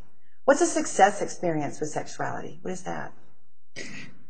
Well, I think I think that's many different things for different people, obviously, but we all have shame about our body. We have taboo fantasies. We all have,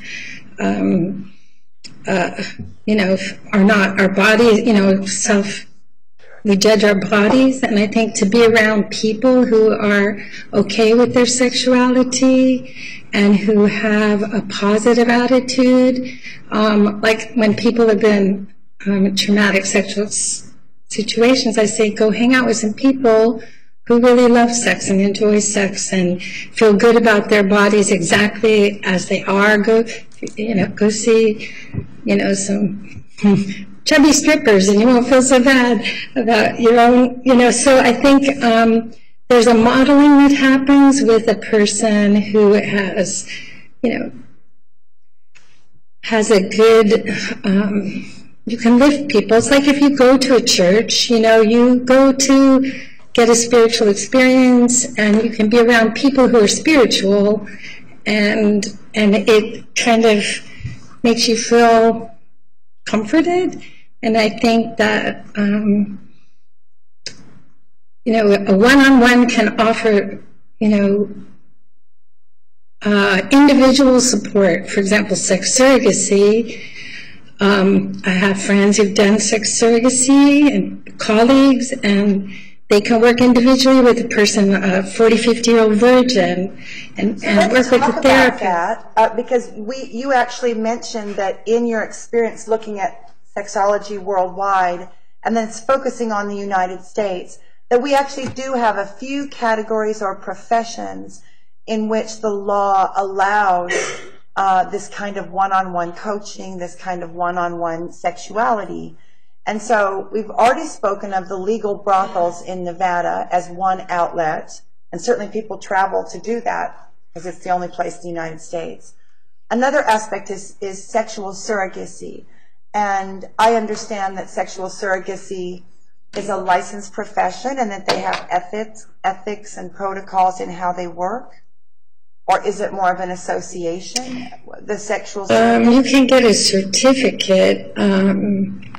What is sexual surrogacy? Body work has kind of license. Well, yeah, let's on surrogacy, because I'm sorry. Yes, one at a time, please. The court reporter can only take down one of you at a time, and if you overspeak each other, he doesn't get down what both of you are saying. Ms. Elise, next question. Thank you. I would like to focus on surrogacy for a moment, because it is different than sexological bodywork. So for a moment, isn't it true that sexual surrogacy is a guided sexual experience that is overseen generally by some kind of counselor? I'm sorry, your objection, I couldn't hear it. Leading. Sustained. Could you give us a definition of a sexual surrogate?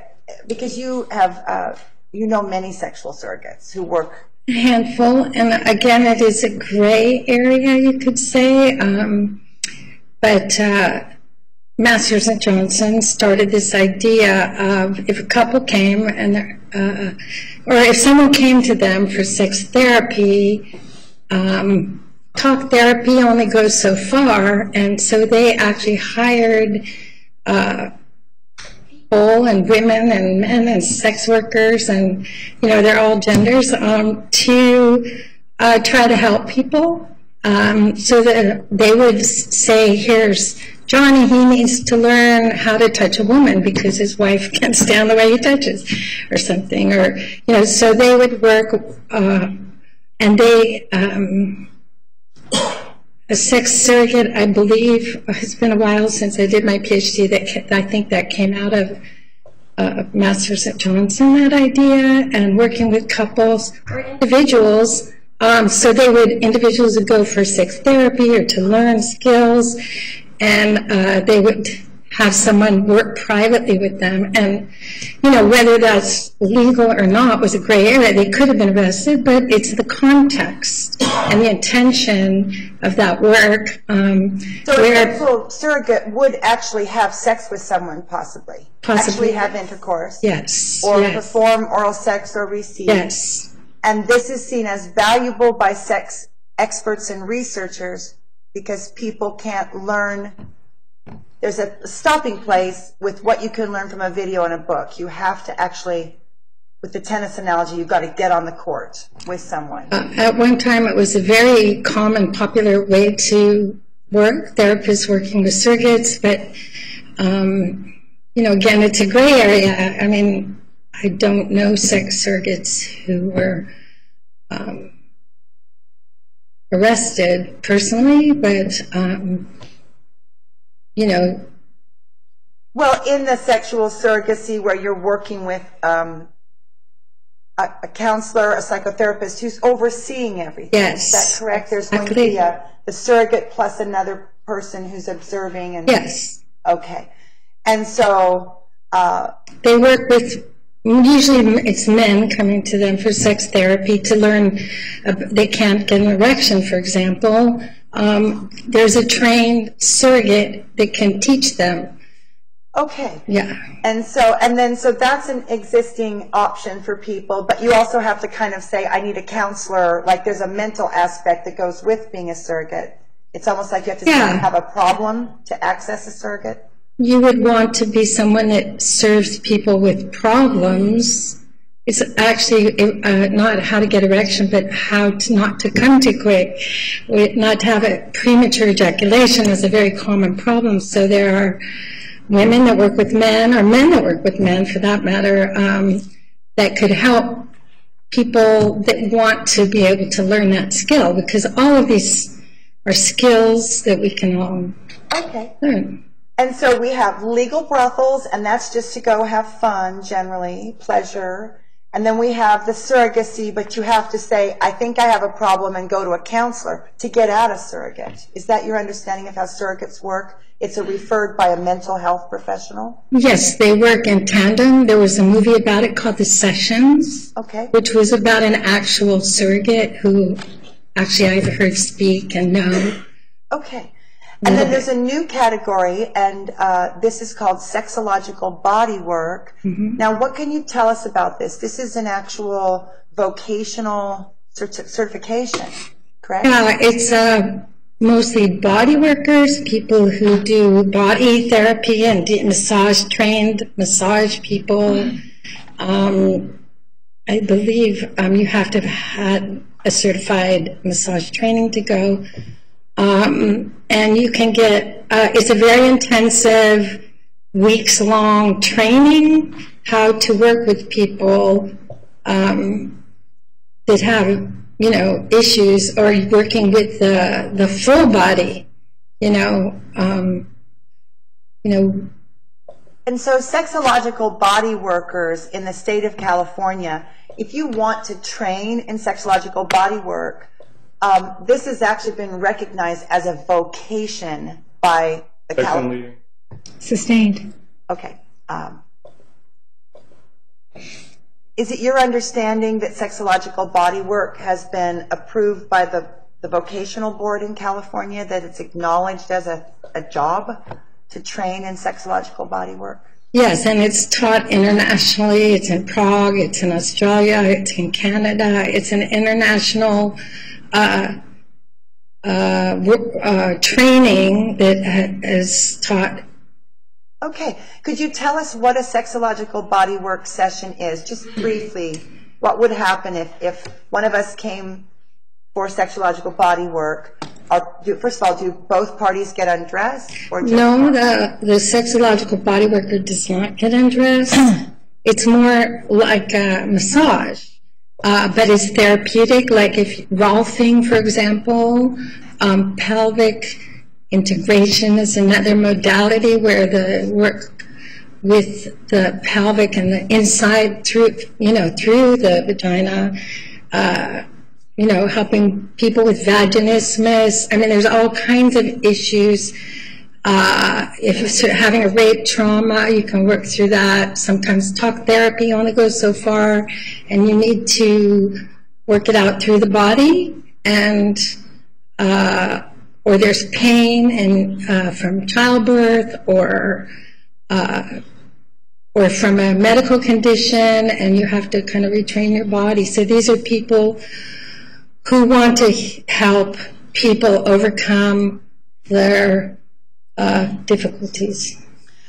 And so, in sexological body work, do those folks, do they kind of charge by the hour? They ask for an amount of money. Is it like per appointment? Is it for their time? Is it for the session? Do you know how? I would imagine that, it is a vocation, and different people work differently. Okay. That's her personal knowledge. Okay. All right, sustained.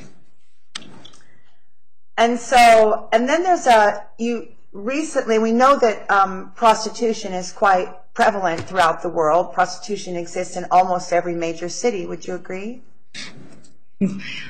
She's like, yes. Yeah. World's oldest profession, they say. Yeah, what does that mean, what do you think that, it's a cliche, we've all heard it. What is the world's oldest profession? What does that mean? Sex and relevance. Sustained.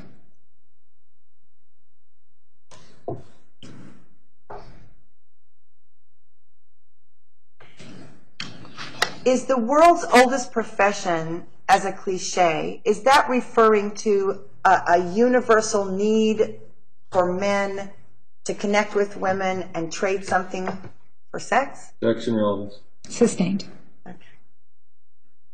Okay. Now, we had met one time, Annie, just briefly in Seattle when I came to watch a show of yours. Do you remember that? That's when we first met. And you were doing a retrospective of your career at that point. The next time we spoke, it was to see if you wanted to visit the Phoenix Goddess Temple. Now, did you know anyone else at the Phoenix Goddess Temple before you and I began to speak? Or was that the first? Well, I looked at your workshop thing, so I knew people that had taught there a little bit, maybe. I don't remember specifics, but I did know Layla Swan, who was a friend from San Francisco. Okay. And Layla Swan, did she tell you that she was going to work at the Phoenix Goddess Temple? Excellent call for yourself. Overruled. Do you answer yes or no? Oh, thank you. Yes. You had a conversation with Layla Swan about moving. Yes. Okay. And you had been friends. She'd come to your workshops and trainings, correct? A couple. Did she ever? What was your understanding of her profession? What was she up to at the time when she was coming to your workshops? I taught a workshop for women where and I hired Layla to teach our group sexy dancing with using costumes. So she was working as a dancer, and also she was interested in making kind of adult films that were educational. Okay. And so she told you she was moving to Phoenix to be at the Phoenix. Did she say why she was going to the Phoenix Goddess Temple? Action calls for hearsay. Sustained. What did she say about Action calls the for move? hearsay. Okay. Sustained. Okay. Okay. Because when I said that we were a problem, can I say, did she ever?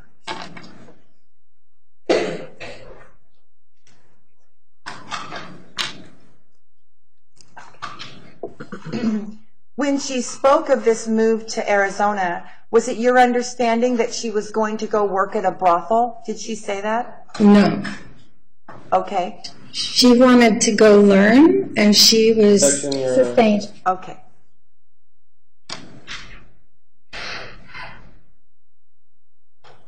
So we have legal prostitution, illegal prostitution, massage parlors, surrogacy, and sexual body work.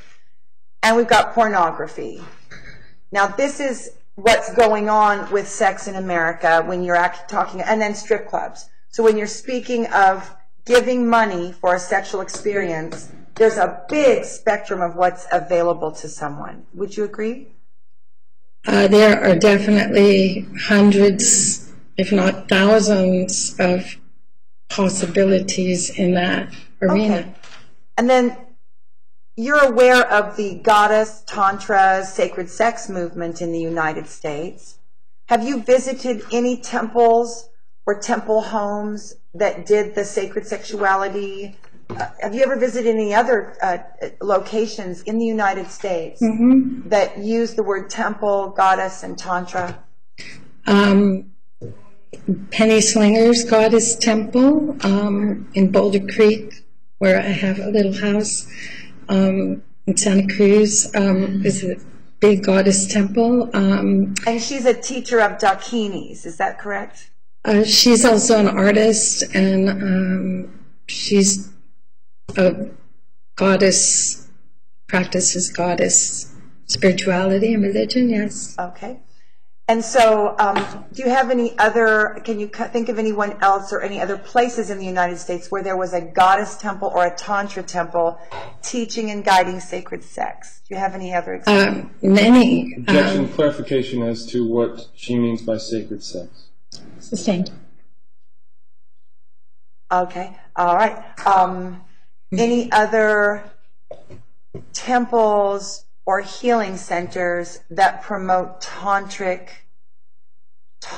versions of sexuality or goddess-based versions? Yes, there are websites that offer tantric, one-on-one tantric, whatever. It means different things to different people.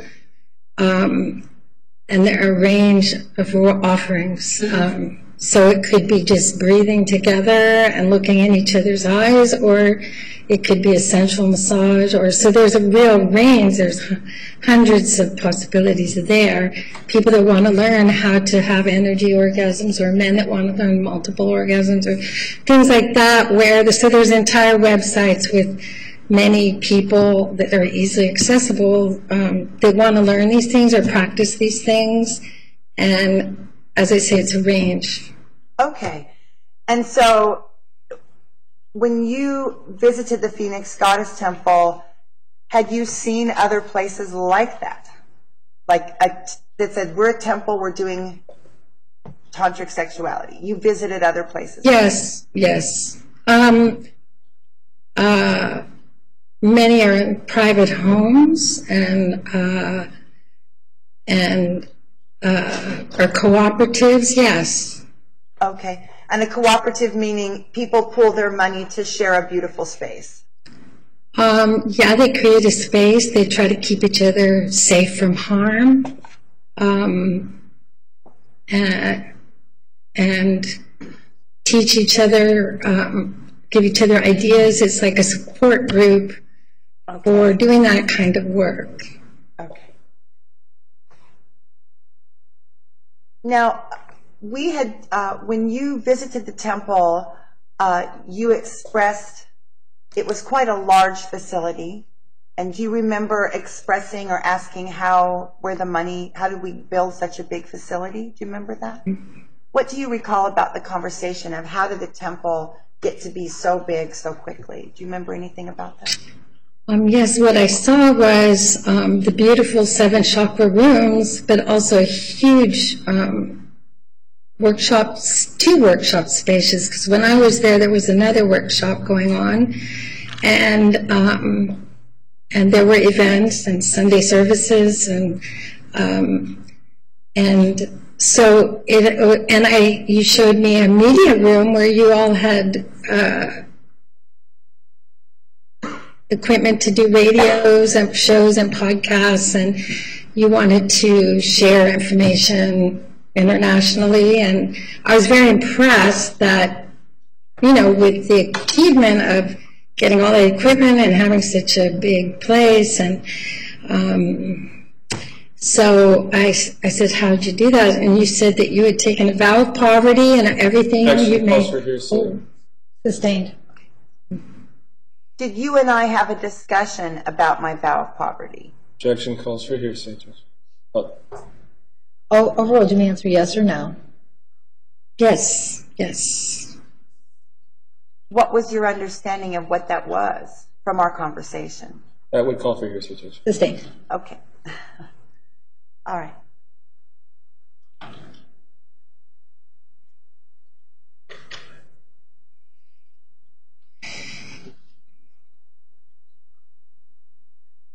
Okay.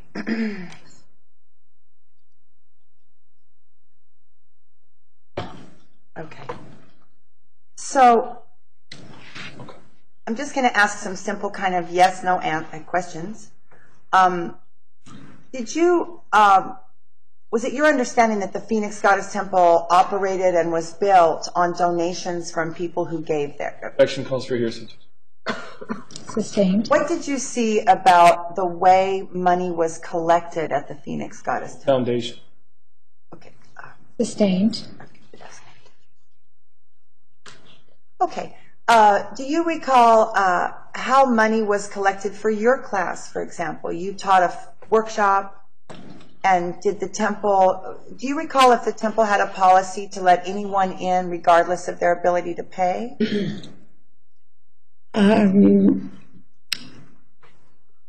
Or what I think there was a suggested donation, but no one turned away for lack of funds. Yeah, that sounds right. Thank you. So, did the Phoenix Goddess Temple appear to be an illegal enterprise? An illegal underground, we're doing something illegal here. Did it seem like that to you? Objection relevance, I think, for opinion. Okay. Did the Phoenix Goddess Temple seem like a large nonprofit community resource to you? Yes.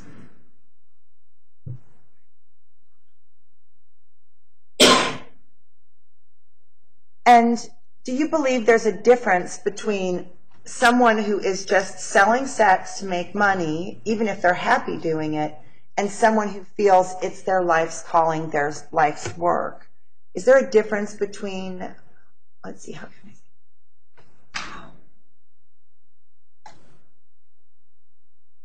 I say? As an expert in human sexuality, do you observe a difference between secular sex work and sacred sexuality? The practitioners, the way people approach the work. Is there a difference when a woman is saying, I'm doing tantric or sacred work? What's the difference between that and, say, a woman who's just... Well, I think it's like any job.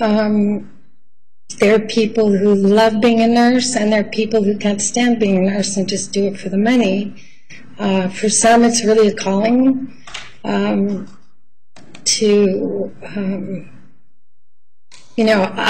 can speak for myself. I was 20 years working in prostitution, but I gave away a lot. I was a worker with a heart of gold and gave away what you call mercy fucks, because you feel like someone really needs some love, and they touch my heart, and it's not somebody I would necessarily want to have, spend a night with, but, you just feel their neediness, and like you can, it's, for me personally, I know a lot of people would not feel this way, but for me personally,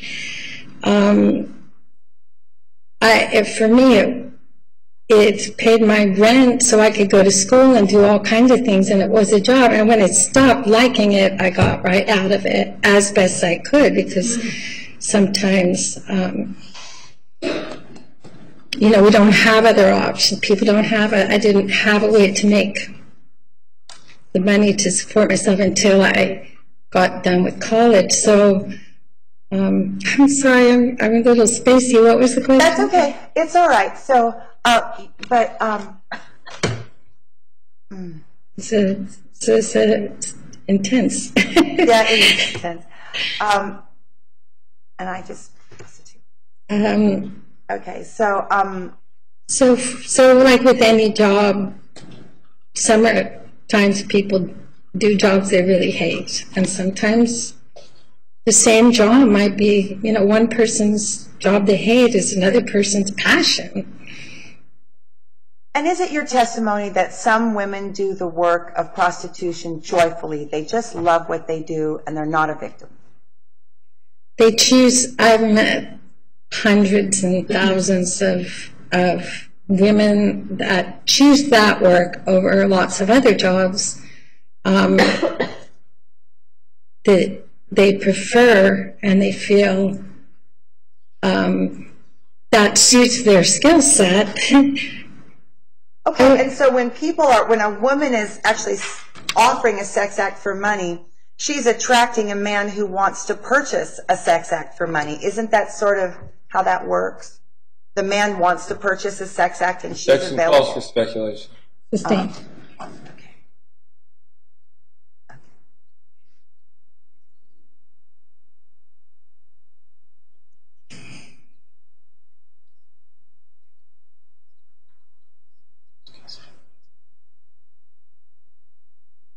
If a prostitute tells a seeker, if a prostitute tells a client, a customer, let's use that word because they're buying something. If a prostitute tells a customer, maybe I will, maybe I won't, you have to please me first, would that be good for business if she made every man please her before she did anything? Would that be good for business? No. No? What would be good for business? Just doing what he asks? In prostitution, mainstream prostitution, the men,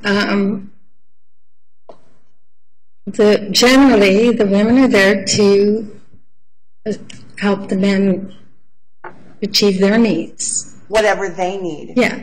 And so a prostitute doesn't generally worry about her own turn on. She just goes through the acts. Generally. She might be turned on, but she might not. There are actually, prostitutes that consider themselves, oddly enough, monogamous because they feel they only are having sex with their partner or their boyfriend or whatever. And yet this is their work. It sounds strange, but I've countered that. Because the work is happening in a container and it doesn't flow into any other part of life. For example, kissing is a lot of sex workers will not kiss because that's more intimate to them than having sex. Yes. Okay. And so, in your opinion, there's an actual, if it's the world's oldest prostitution is here to stay. I mean, it's never, you as an expert would say it hasn't gone away anywhere, has it? Prostitution. It's not, it's everywhere, isn't it? In an ideal world, everyone would have opportunities for touch and love and sex and to be intimate, but that is not this world that we live in. Okay. And there is a difference with a woman who's willing to work for a donation that comes later. That's different than a woman who insists the money must be there up front. Are those two different ways of working in your mind?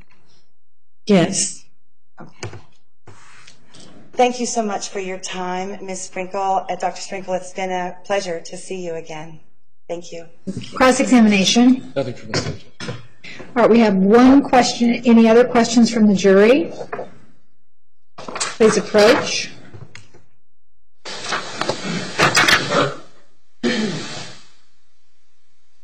Juror question 103. Any objection? No objection.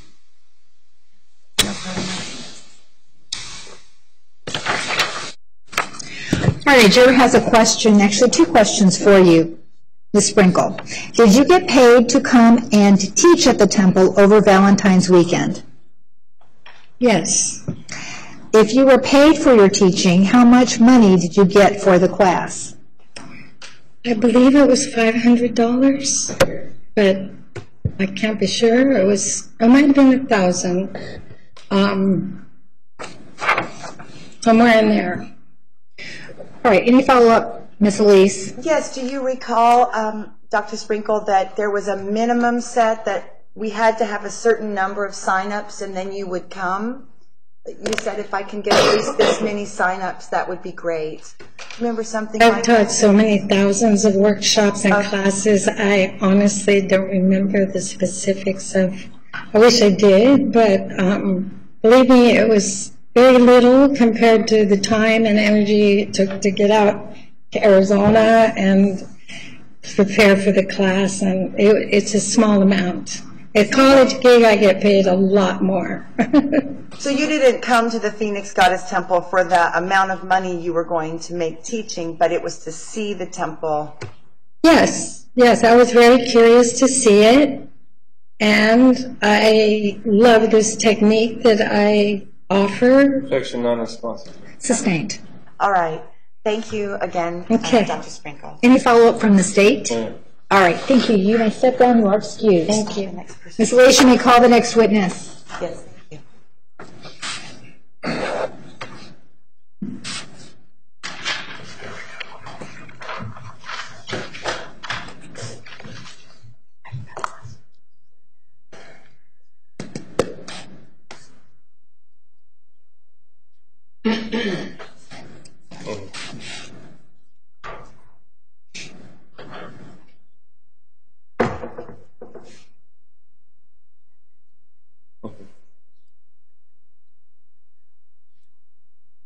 That's sweet.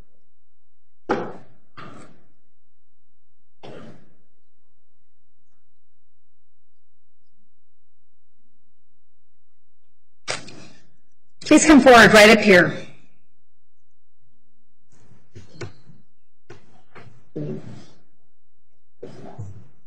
M.A. Malay. A-I-M-E is the first name. A-I. M-I-L-L-E-T is the second. Thank you. Please raise your right hand. You solemnly swear that the testimony you're about to give will be the truth, the whole truth, and nothing but the truth, so help you God. I do. Can you go on now? Right around here, sir, and have a seat.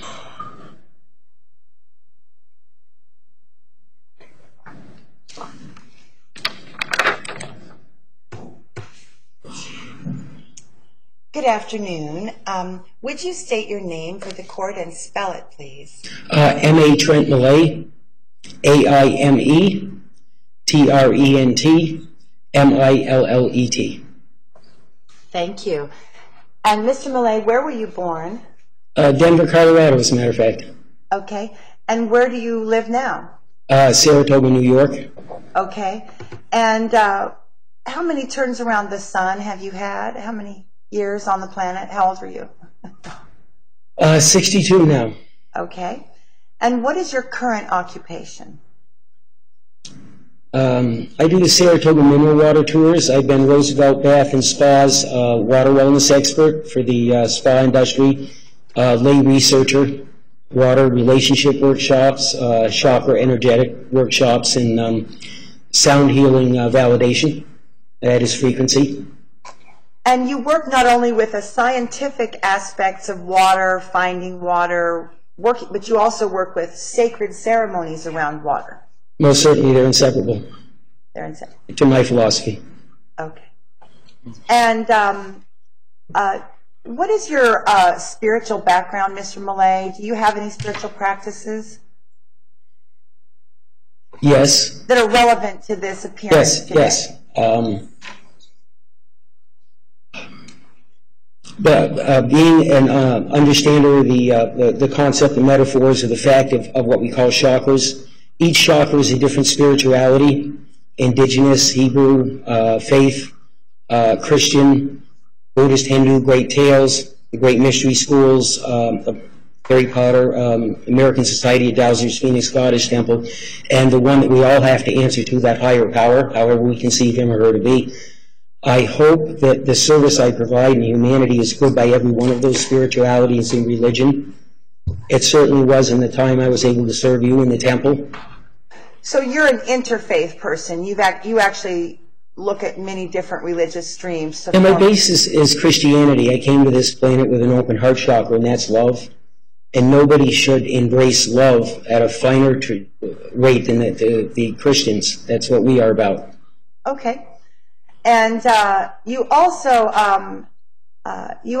belong to something that's a priest group. What is understand when I'm on the powwow grounds, I go to Mother Earth, I go to Mother Bear. If I'm looking at the Hebrew, I look at Shekinah. Is this conversation, would it be approved of by our ancestors? And would we want it written in our children's Old Testament? I look at Mother Mary in the Christian level and Sacred Mary. I am a believer in the sacred feminine. As you remember rightly, the reason I ended up at the temple, I met your son Benjamin. I can ask questions. Yeah, please go ahead. Yeah. So, okay. So, when did you first hear about the Phoenix Goddess Temple?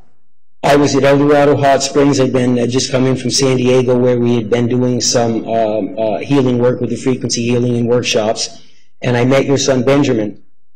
And we got into a conversation, a pretty deep young man. And I mentioned to him my belief that it's too late to fix this planet.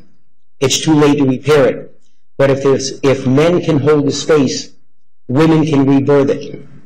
And he said, my mother runs a goddess temple, and you should come speak there. And so, El Dorado is about 45 miles west of Phoenix, Hot Springs, amazingly healthy water. It's the Tonopah exit in case people want to find it. Okay. So you met Ben, my son's son, at the Hot Springs, and then were you traveling alone or with someone? I was traveling with Daryl Brand, Harmonics of Healing, which are the frequencies, Pythagoras' frequencies that created the molecular pattern of everything we are. Working with that sound healing, we also, because it is correlatable directly to what's called chakra petals, we're doing some of that research. I was also speaking on water. I did a little bit of energetic exchange between people. Okay. Is there a scientific basis for chakra energy? Have you ever seen any, It's an ancient concept found in all systems. Yes, there is. There's a great many different frequency differentiations in the body, in the chakra metaphor pattern is the best way to explain it with science. So chakra is a way of describing how energy flows in the human body. Yes. And it's observable, therefore there's systems around it. Feelable, observable. Chanting can do that. Activation, we all have gut feelings. Your throat tightens up.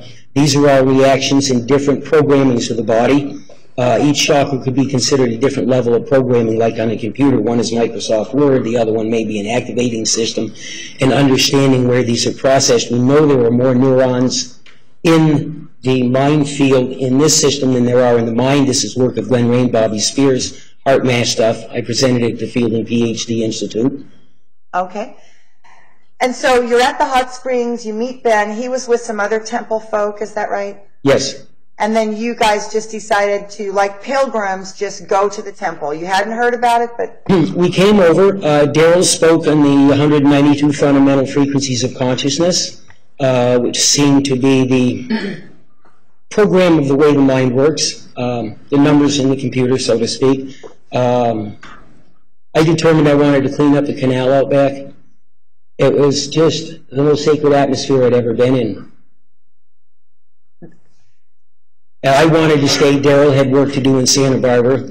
I was still in a physical healing from years in the hospital. All of us can use spiritual balancing and healing. So my time there was extremely unique in service, whether it was watering the plants. I loved living among the wisdom of the women. I can speak directly of the women who've taken the priestess path. Okay. Those who were in service, those who had a practice for humanity that came first. Not ignoring the physical, I think, but that is a minor part. Production narrative. Sustained. Next question. Okay, thank you. So you came to the temple and immediately began to interact with everybody, and you decided to live at the temple for a while, become one of the residents. Yes, I was deeply honored to have a place to stay. Okay. I found myself in prayer and contemplation, which in itself was an amazement because I didn't think of myself as there's so much wisdom there. There's so many intellectual discussions, so much wisdom coming through women who were disciplined so they could see that separate from their desire. On seeing me clearly as a person and a human being that I was, so that I could restructure myself to better potential. And I did stay there in service. I saw the service that they dedicated themselves to. And so your friend actually stayed a short time and left. And did he see the temple in quite the same way that you did? Was he as attracted to it, the sacred, sensual? The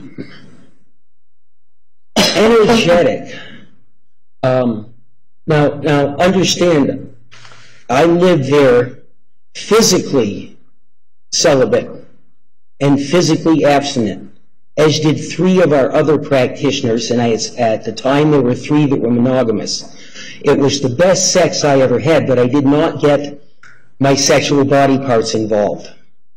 As an energy, as the ability to move energy through bodies, as a generating force, good conversation could be considered sexual because it manifests into potential, something you previously had not birthed. And in all of my life, you as woman, is the only church that higher power, however you perceive that to be, chose to bring life through. Not an entire religion can birth a child. That's sacred. Your daughters need to know that's sacred. And being a man who is the catalyst, the space holder for this possibility, is it good on all of these frequencies? Mother, is it good? Father, is it good? You go to God, the sacred book next to your bed was the Bible. I go to the feminine aspect of God, goddess. Process. Men are nouns. Women are verbs. Process, nourishment, flow, intuitiveness, the active, the how and the why. The men are the what and things. Between you and I as a man and a woman, that's a tremendously powerful place for creation and process on all levels. Whether it's moving that... Sustained. Next question. And so your friend actually chose not to stay. He wasn't matching as a frequency, but you stayed for quite a while. And were you there, did you come after the Phoenix New Times article, or were you in the building when the Phoenix New Times article was published? 3 weeks before it, when I came to clean up the canal. And so the temple was situated on one of the Phoenix canals and there was some debris? Yes. And you and the temple men, a few of you went out and actually cleaned up that whole segment of the canal? And the temple women. And the temple women got in the canal too. That's good. So was there an attitude of giving a lot of care to the facility and grounds? Yes, there was. Okay. It was a sacred area. It's never what you do, it's the way you do it. And this may be at the crux of the thing. To honor a process. So what is the difference if you're doing the act or you do it in a sacred manner? What's the difference? Intention, caring, whether you judge it by your morality or not. And one of the things we would have taught at the temple, the average American sees the old lady in there doing the dishes. We understand the woman is clearing place for new nourishment to come into the family, and that you're doing a sacred act. You go in, you turn on the faucet, you put the pan underneath it, put it on the stove just as the flame pops up. You're in ritual. If we acknowledge that ritual, it becomes sacred. And so when you're acknowledging it, you're saying, I'm not just cooking dinner, I'm actually being the divine giver of life by... Every woman getting kids off to school in the morning the same way every morning is in ritual. all we have to do is acknowledge that and be thankful for it. We don't have to make a big thing about that. Okay. You know, and the process of that. I know what my children lacked. As you taught so well, sex education is about body parts, it's about disease, and it's about pregnancy. It's not about energy, it's not about sacredness, it's not about the movement of energy through the body, it's not about feeling expression this way for a woman. Coming back to your core as a man, looking at somebody and bringing them back to themselves. It's not considered an energetic process, and the physical is 1/7 at the most of what we consider sex. Sustained. So for you, Mr. Millay, sacred sexuality is a very real thing, and it's different than just regular sex. It shouldn't be separated from it, but yes, it's very different. Is it different because people are not taught anything about how to experience the sacred? Is it they just don't have the knowledge? Yes, but the difference comes down to the demand of none of the women, I believe, that worked or came into the temple would allow themselves to be disrespected by others or themselves, and often in life not disrespecting yourself is the trip. And again, I'm speaking of the women who came in and studied for 2 years. I saw tremendous healing there. Well, thank you. Did you ever witness any woman ever saying, oh, I have to go do this, I have to go have some sex to make some money? Did you ever hear that? No. In your understanding with the women because you were very close to a number of the practitioners, is that true? Thank you, yes. You were in support of them? Yeah, I was, yeah. And Temple had a practice called divine witness. What's divine witness what is that? Son of seeing the highest? There's a higher power. However we express that, watching right now, God knows I've been praying to it. We are under that witness. There is the best of my own potential that will judge this from when I move into that more. There's another observational witness. Is this good? Is this is important? I saw so much healing there. The young man who said, you know, I came here hoping I'd have an orgasm. I'm so glad I didn't. Sustained. Narrative. Sustained. Okay. And so, Trent, did you ever observe someone buy a sex act at the temple? No, no. Was it your understanding that it was even possible to buy a sex act? Like, here's some money, I need a sex act. No. All the women I worked with had a practice. And so so let me ask this. There was also a concept about now. Temple doesn't have time the way other people, that now is the moment. Can healing happen outside of the now? No.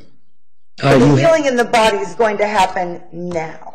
Yeah, and it would be true in a doctor's office. You want your doctor there looking at you, not thinking about his golf game that afternoon, being, yes, the presence. Does the physical body register any time except now? Objection relevance. Sustained.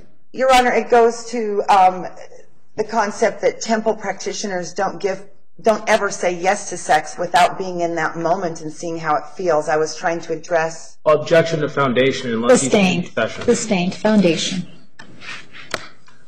Can you help me with this?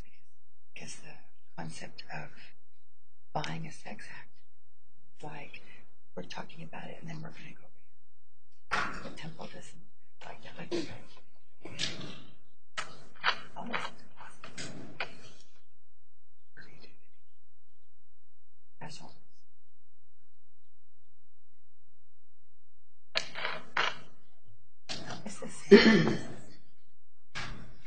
Yeah.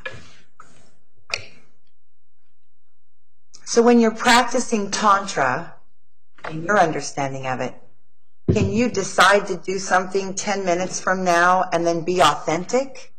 Or do you have to just see what you're feeling 10 minutes from now? You really need to be there in the flow of the moment because you're working with a changing system. And activation, I don't know, It's just, and I don't know if we can address some of the healing I saw. Can you give me an example of anyone you saw that said to you, that's amazing, I've been changed, I've been uplifted, I've been healed? Give an example? Sustained. Okay. So were you all... Oh, go ahead. There was a No, sir, philosophy. no, sir, wait for a question. Okay. Question. Okay. Were you always reverent towards women, or was that something you learned? Objection, relevance. Sustained. It came with puberty. Oh, hold on, sir. Oh, What's your question? Your Honor, reverence towards women is the filtering system. It's the arrangement Temple used. Approach, please. Thank you.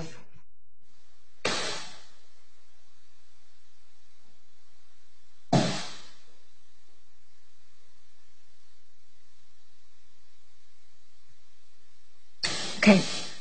Reverence for women is not generally, like someone might admire their body or something or say they're beautiful, but reverence for the feminine is an essential part of what a Temple man learns to do. Mr. Millay. That's not what you asked him. Okay. You asked him if he was always reverent to Okay. women. All right. So you didn't ask him if that was something that he learned or if that was something that... I will ask you differently. Thank you. It's relevant because our attitude is that when the men approach wanting to have that attitude about women, or they already are starting to, then that's a match for Temple. And if they don't treat women with respect and reverence, it's not a match. And I was trying to get to that. So he personally observed interactions between the seekers and the practitioners in the sessions? Because if he didn't, then how does he have any idea how these men treated the women? He has no idea. He's part of a congregation, a group of people who are acting similarly because they have the same beliefs. They share the beliefs. So. And how does he know that? It's like any church, Your Honor. If you're there 24/7 for 3 months, you're going to directly absorb the attitudes, the protocols, the energies of what's present. And so he would see in the hallway if men were bossing women around or that women were saying, this is how I want it to be. He would have been able to see that. He was there 24/7 for about 3 or 4 months. So your position is that everyone there was at the same mindset? No, that we were cultivating a mindset of That's different. mutual reverence. That's different. If that's what you want to ask, that's Okay. different. Thank you. Okay.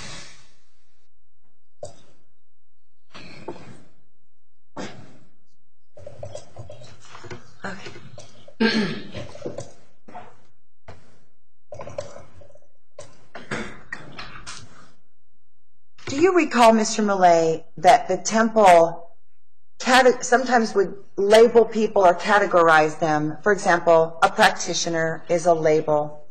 A goddess embodiment, a priestess, those are labels. We had some labels for men as well. Does it sound right? Yes. Like categories. So, is it true that there were men, in your experience, because you were in the hallways, you would sometimes greet people? Is that true? Correct. I ran some of the workshops, the trauma and abuse thing. So it was common for you to be in the hallway, the kitchen, the classroom, and actually act as a host or a greeter? Because Yes, it you were was. resident. Okay. And so we had people who were curious at the Temple. Do you agree we had a lot of curiosity seekers? Heal. And then we also had people who knew what Tantra was or goddess worship, and they were like, oh my gosh, there's a facility for this. Did you experience that? Objection, foundation. Okay. Foundation. Foundation for how he would know that. It calls for hearsay, Judge. His role was greeter. All right, restate your question. Okay. Restate your question. In your role as spontaneous host to speak with people who might be coming in and not even know what they're doing there, you spoke with a number of guests, both those who had made appointments and those who just were showing up for something. Yes. Okay. Did the Temple leave the door open and just let people come in and start, what was the process if someone just walked in? Do you recall if someone wanted to just walk in the front door? Were they welcomed? Were they certainly, yes. I mean, at Sunday service, people would come. We scraped together what change we could get for the meal at the Sunday service. We had open workshops, discussion groups. Okay. The trauma and abuse the workshop was open. Thank you. There's been a lot of discussion of workshops, classes, etc., socials, and so thank you for confirming that those things existed. I wanted to see if we could get to aspects of the money and the practices, the protocols of temple. So we had people who were curious. We had people who thought, this must be my church. I've been reading about Tantra or Goddess, and now I have a place to go. Did you hear people say things like that?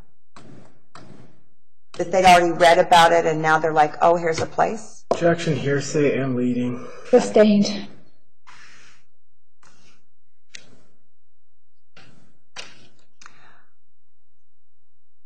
And then there were people like yourself who were already strongly in, for example, the goddess aspect. Can you tell me, what is the Sisters of Shekinah? What is the, excuse me?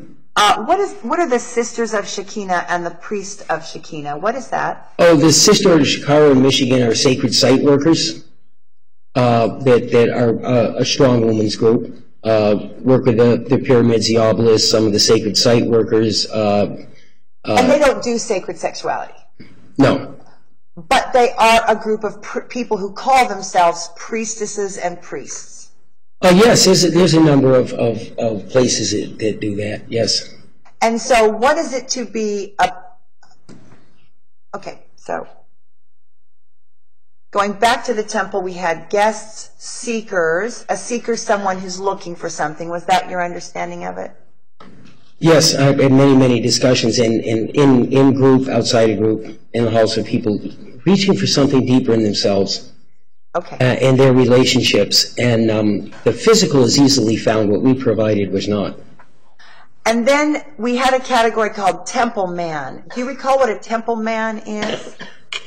Man in service to the temple, who's there for learning, education, to contribute. And so a temple man got that designation by going above and beyond. He would go out of his way to bless the temple. Yes. And so we had a cadre, a group of men from all walks of life who would stop by and bless the temple in various ways. Yeah. There were people who came and gave computer services to us. Do you recall that? Yes. Do you recall that people came to help with gardening and landscaping? Yeah. Yeah. Maypole ceremony for the kids. So there was many ways for someone to plug into the temple and start to have a temple life experience. If someone wanted more than private appointments, they could plug into any aspect of temple. Yeah, I think we saw a lot of that at Sunday service. People hearing a new languaging on their own sacredness and their relationship between the masculine and feminine. This is an intermarriage of ourselves as well as between man and woman. I've met tremendous teachings there, tremendous intellectual stuff, searching for the ancient meanings of how belief in the mother rebirthing aspect of us is. We've honored men all the time. It's just achieving a balance. Men and women both, we should strive to be the best of ourselves. When you're on a priest or a priestess path, you strive to do that the best you can in the way higher power, Goddess would want you to do it. It doesn't mean we don't fail. It doesn't mean there aren't mistakes. But we strove every day to bring back in a process of this, rather than this being sexuality, of understanding the amazement of the natural process between two people who are meant to be together harmonically, and what they can do and bring. And when a woman flowers, the whole garden blooms, and we men get to live in the garden. when your household is happy, when your woman is flowered, and your man is a rooster out there with his head held high, with a sense of peace, the children are happier. It's a process beyond what we experience in puberty when men start getting a reaction from their heart instead of their bodies. When you learn to connect a woman's wisdom in her heart, when you learn to breathe together, when you learn there's a way to rub your shoulders that brings energy back to you, that is a connection between a masculine and feminine spark. And yes, that can lead to, let's turn on that physical battery to fire up all of those other energetics, our calcium and potassium pumps and our cells dumping toxins and the immune system and everything else that we were naturally bred to do. And God wouldn't have given us our favorite toys if it wasn't His gift. Sorry. Oh, thank you. I said that. Now, you also have done thank you for that. You've also done a great deal of study, personal study on the human light body, the human body at the frequency of light. Is that true? Yes, light's 47 octaves above sound. We know the frequencies and the harmonics of the body. Speaking of the light body, the most joyous moment of your life. Come on, when you went. Are you speaking Photograph it now. Breath? We can measure it. We can tell galvanic skin responses. We can brainwave patterns. You can get in short-term MRI machines, thermography machines, and find an extreme physical reaction from emotion, from that wow moment. So it is a scientific fact because you... And we're studying it deeper and deeper. Right. So there is... We're looking at frequencies. So wait for a question. Sorry. Next question. So there is such a thing scientifically known as the human light body, the quantum mechanical body, the human body at the speed of light. Judge, objection relevance. Sustained. Your Honor, the entire temple was filled with altars of light to the human light body. All right. Sustained. Next question. We work for balance of frequencies. So wait for a question. Okay. And so, what was your understanding about the altars of light that were throughout the temple? We had massage tables, but we didn't call them that, correct? They were referred to as the altars of light? Yeah. And is that because...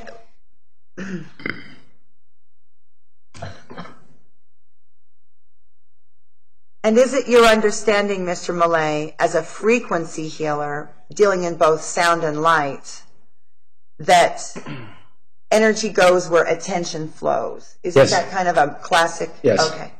So the altars of light were lit with little white particles of light to remind us that we are made up of light. Was that your understanding? It was also the seekers of the person's sacred place. Okay. The altar. Yeah, the first thing in a marriage-type relationship, you'd sanctify your bedroom, and the bed is the altar of something of higher meaning of your love, so that you have this place that is dedicated to your healing, your potential, you finding and knowing yourself.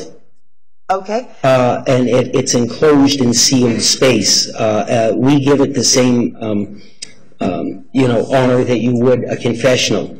If somebody just went in there and talked for 2 hours, which I'm sure happened, we can't say.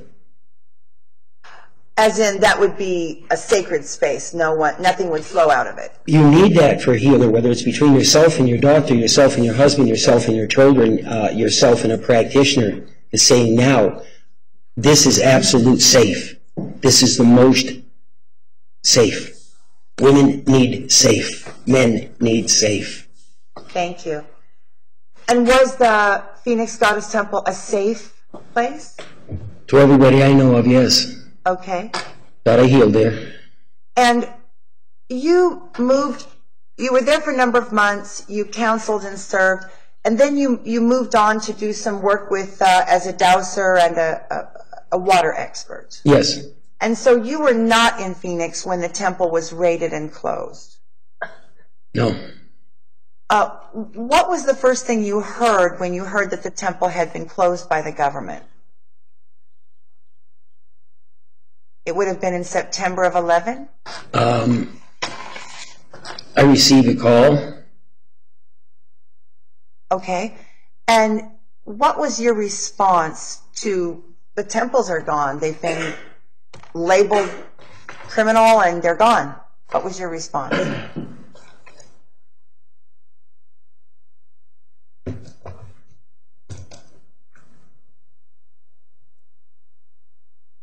I felt raped. Was that in your mind, your idea, belief system? In my Obviously not energy physically. system, in the sacredness of what all of the women that I dealt with there believed in.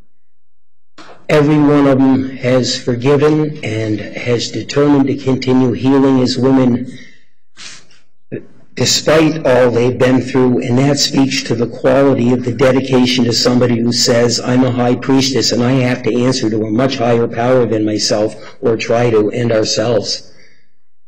It was a blow. I felt winded. I had planned to come back. There's so many chakra workshops. We had people who understood quantum science there. We had the basic people of the good earth who understand when you plant a seed with a blessing, it grows better, and we can prove it. Okay. It was devastating, and it still is. Next question. Have you ever been to a brothel, Mr. Millet? Not as a customer. Okay. And so you've seen brothels on movies, I suppose? Yeah, geez, when I was 13, 14, I used to drink in brothels in Montreal. It was one place I could get a drink, so I've talked to a lot of working women. You have actually seen a brothel? Yes. Okay. Was the Phoenix Goddess Temple a house of prostitution? No. Was it possible to actually just walk up to a woman in that building, or a man, and say, I want to have oral sex with you and here's some money? Would that have gone over with anybody in the temple? No, you have to get a lesson on breathing. So if someone offers money for a sex act, what are they likely to hear back at the temple? A yes or a no? A definite no on that, but a direction into another direction. Let me teach you how to breathe first. How do you feel about that? Why are you, at least that was always my experience, or anybody I was there when that kind of encounter happened. So a redirect of the... Yeah, we're about sacred sexuality. We talk about breathing. You figure you're going to come in so you don't need that Viagra. You're going to have to get a book on cease smoking, 30 days to prostate health, and lessons on breathing for your first 4 or 5 times of coming in. Until you yourself are back together, that's not give me $15 for something. That's like, hey, first we're going to learn to breathe, then we're going to learn to touch, then you're going to learn to touch yourself, and then you're going to learn to touch your other. So learning to touch yourself is actually a tantric practice. Yeah. You have to learn to play your own instrument to play a duet. 20-minute breast massage a day decreases lymphatic cancer by 49%. Now, who shouldn't be working like this, or whose husband should not come up behind them when they're doing the dish and say, hon, let me be really healthy for you, increase your self-esteem, and learn what intimate touch is. Yes. Intimate touch. Intimate touch. Which can lead to sexual expression. Oh my God, yes, hopefully. It may have been not always. But when you get back there, that's the physical battery that drives this orgasmic state, whether it's whole body or beyond body. Does the world need places like the Phoenix Goddess Temple, in your opinion? Section relevant. Sustained. Did the Phoenix Goddess Temple make a difference in your life? Section relevant. Sustained.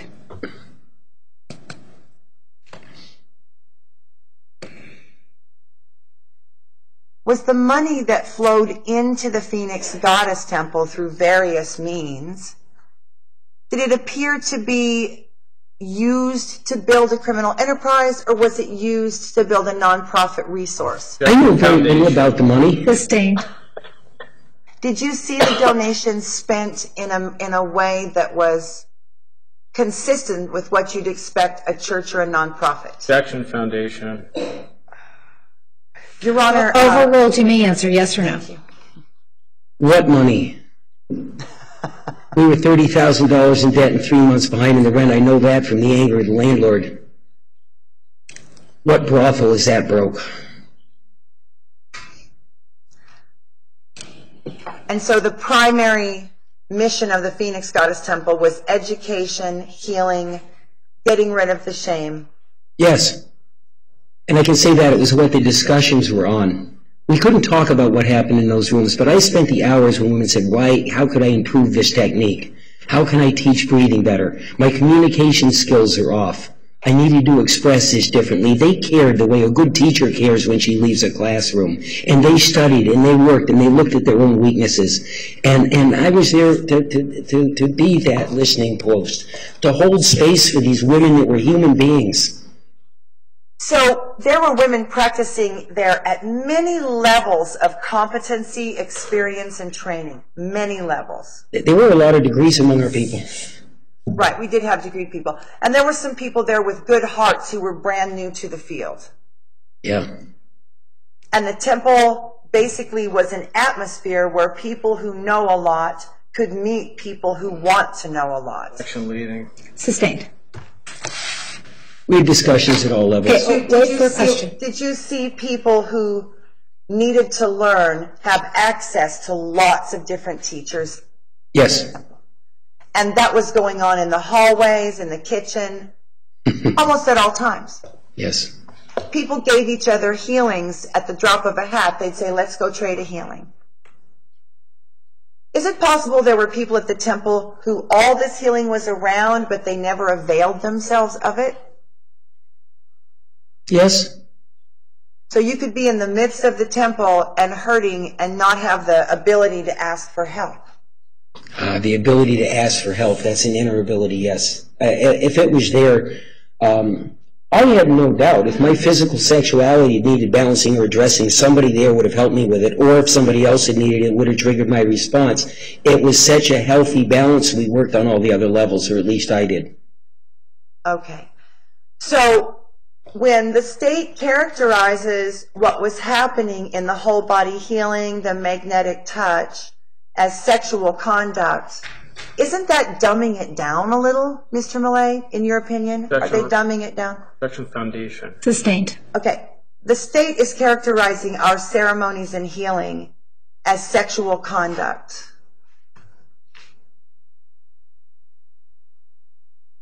Would you agree that there was more deliberate intention than sexual conduct alone? Objection, foundation, speculation. Sustained. We're going to take the afternoon recess. Ladies and gentlemen, please return in 15 minutes. I understand that the jury commissioner is going to be meeting one or more of you regarding some of your questions or concerns. So if you need more time, we will certainly give you more time. But we'll plan to see you back here in 15 minutes. Please remember the admonition.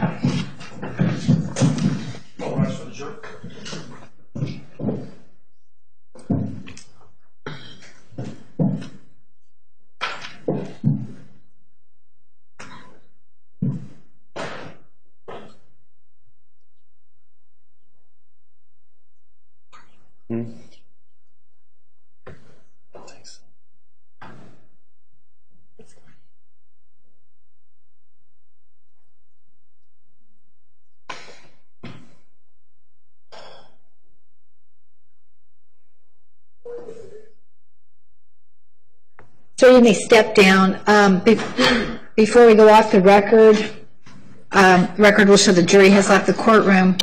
Ms. Elise, Yes. Exhibits 8, 234, 243, and 247 are still missing. Yes, Your Honor. I believe those were brought, and I need to, I believe that they were brought to Ms. Lodge, and I, in witness prep, forgot to ask.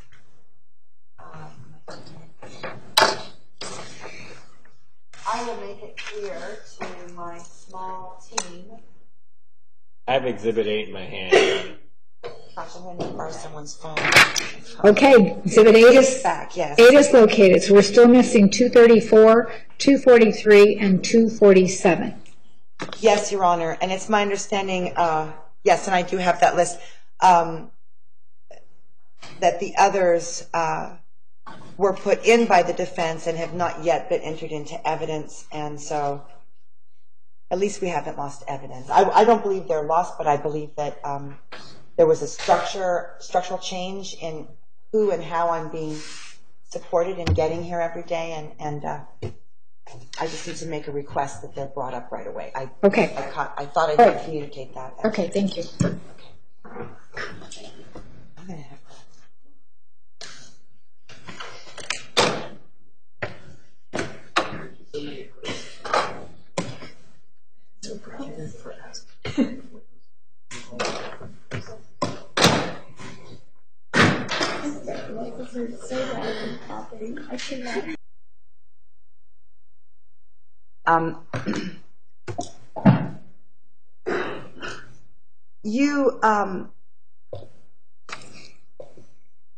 the jury in the state has heard testimony that the Temple women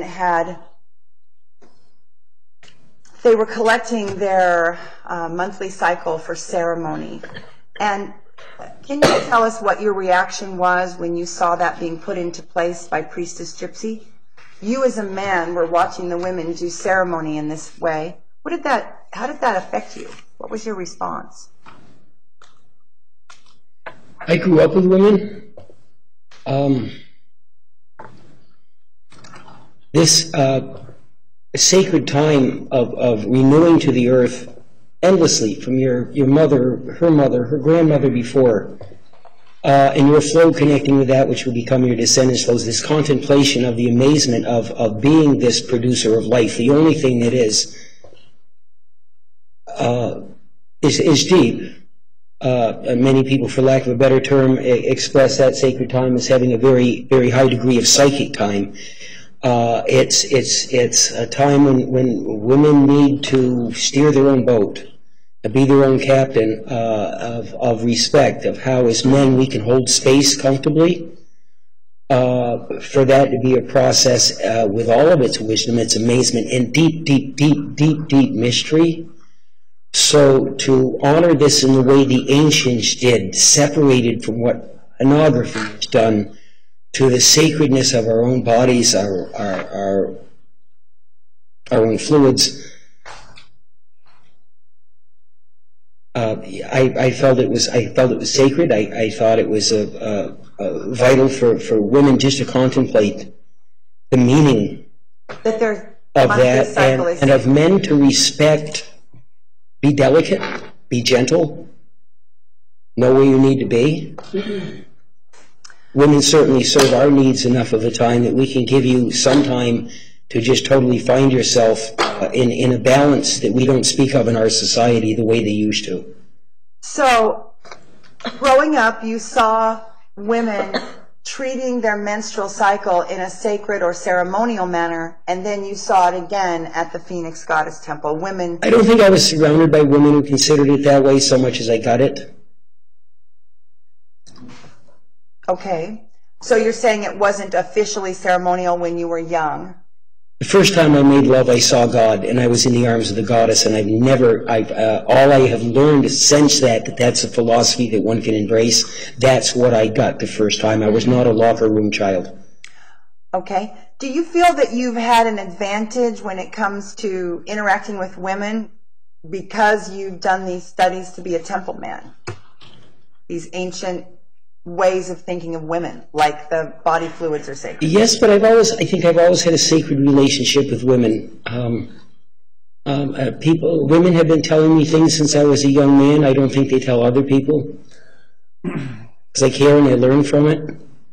I believe in the type of wisdom that women bring through as process. Now, you very specifically said that part of your job or what you were giving to the women was that you would witness them, talk to them, listen to them after they came out of ceremony. You were there to help them process with a male voice versus processing with another woman. And was that part of your job, was to process, help the women integrate what was happening? Yes, and recover. Recover? What do you mean recover? I remember coming downstairs and one of our gals, an amazing woman, our high priestess of Isis, I said, "How's it going?" And she started to answer and she just hit the wall, literally. And she said, "Trent, he was dying. He cried in my arms." Now, when the doctors called my family and said I had 3 hours left to live, I'd have given huge parts of my life just to have a hand to hold.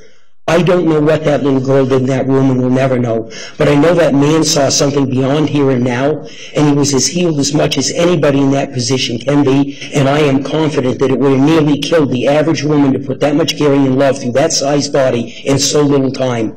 She was exhausted. She was weak. And I know what she prayed for most was the ability from Sacred Mother Mary to love this dying child and comfort it. I know that, and I'll take that to God. I saw that. I saw them recover. I've had him sit there and say, Trent, why couldn't I reach him? He still doesn't know. He wants it so badly. Gee, how do we communicate this? I use left brain word, right brain word, questions of psychology. Justine. Okay. Next question. And so, I'll just close up with this.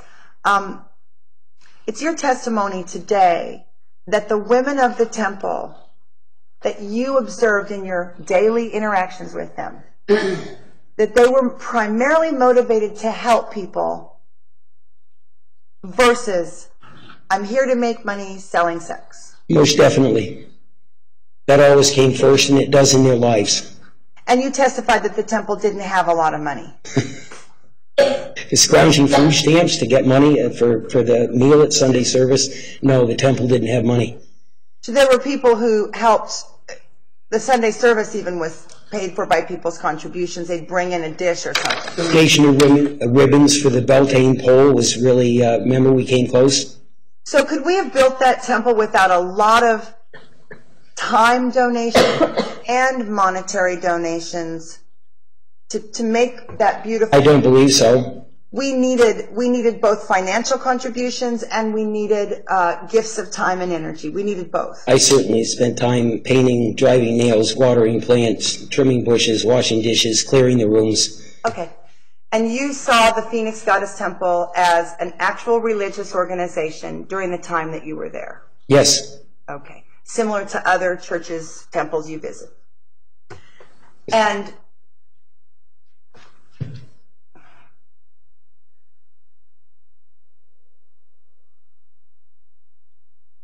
what is the most important thing that men should know about a goddess temple like that?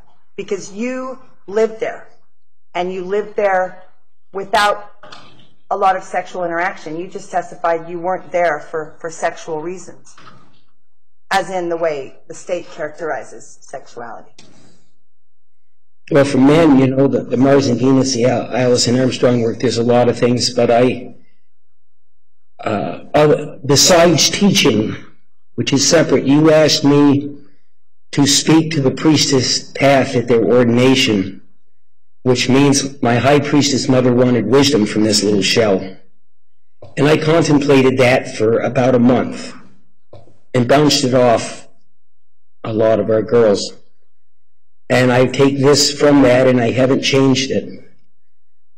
I am, my lady, captain of my vessel, and I am master of its destination and its vessel's shape. And my vessel, its shape, and its destination, my lady, Mother Mary, Sacred Goddess Mary, Mother of Jesus, however you find her, is at your command. And it is at yours as well, in your service, and hers. Did your life as a man, your confidence expand when you began to understand women? I love women. I like women, which is rare. Okay. Oh my God, yeah. I am so well supported by the sacred feminine and wisdom, and maybe because I don't reach for gifts that are only meant for women to offer. Okay. I thank you for your time, Mr. Millet. Thank you for sharing your testimony regarding the Goddess Temple. Cross-examination? No questions. All right, we do have one juror question. Are there any others? Please approach.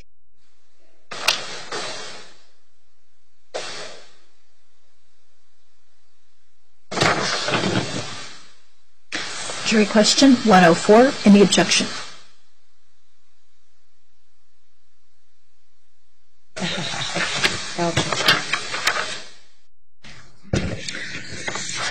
Major has some questions for you. Did you have a whole body healing at the temple?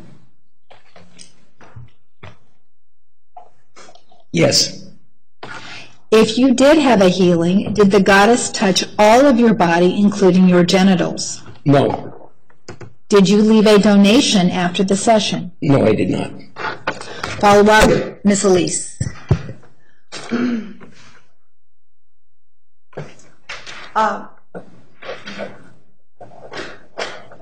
The fact that your wand of light was not involved, was that just a natural progression of how it flowed, or did your practitioner avoid that part of your body?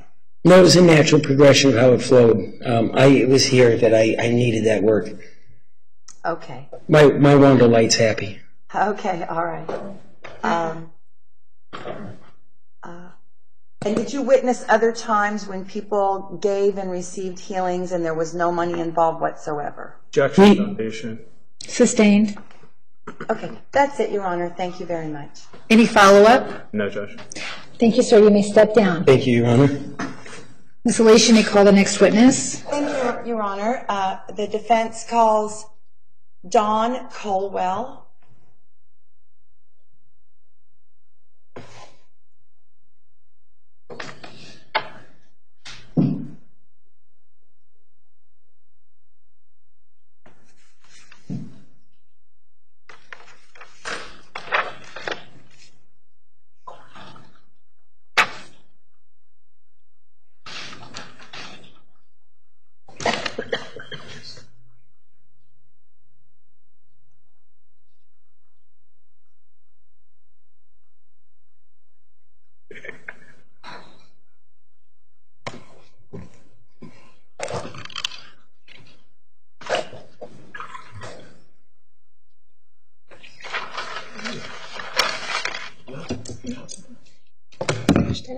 Yeah.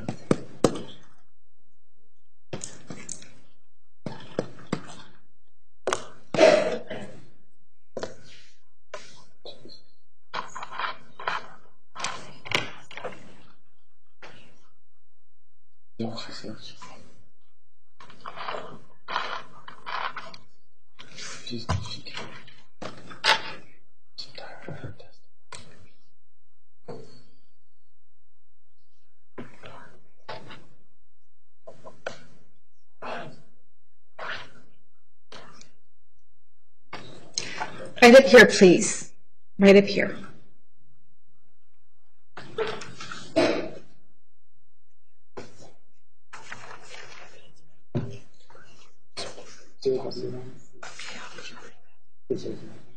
You do solemnly swear that the testimony you're about to give will be the truth, the whole truth, so help you God?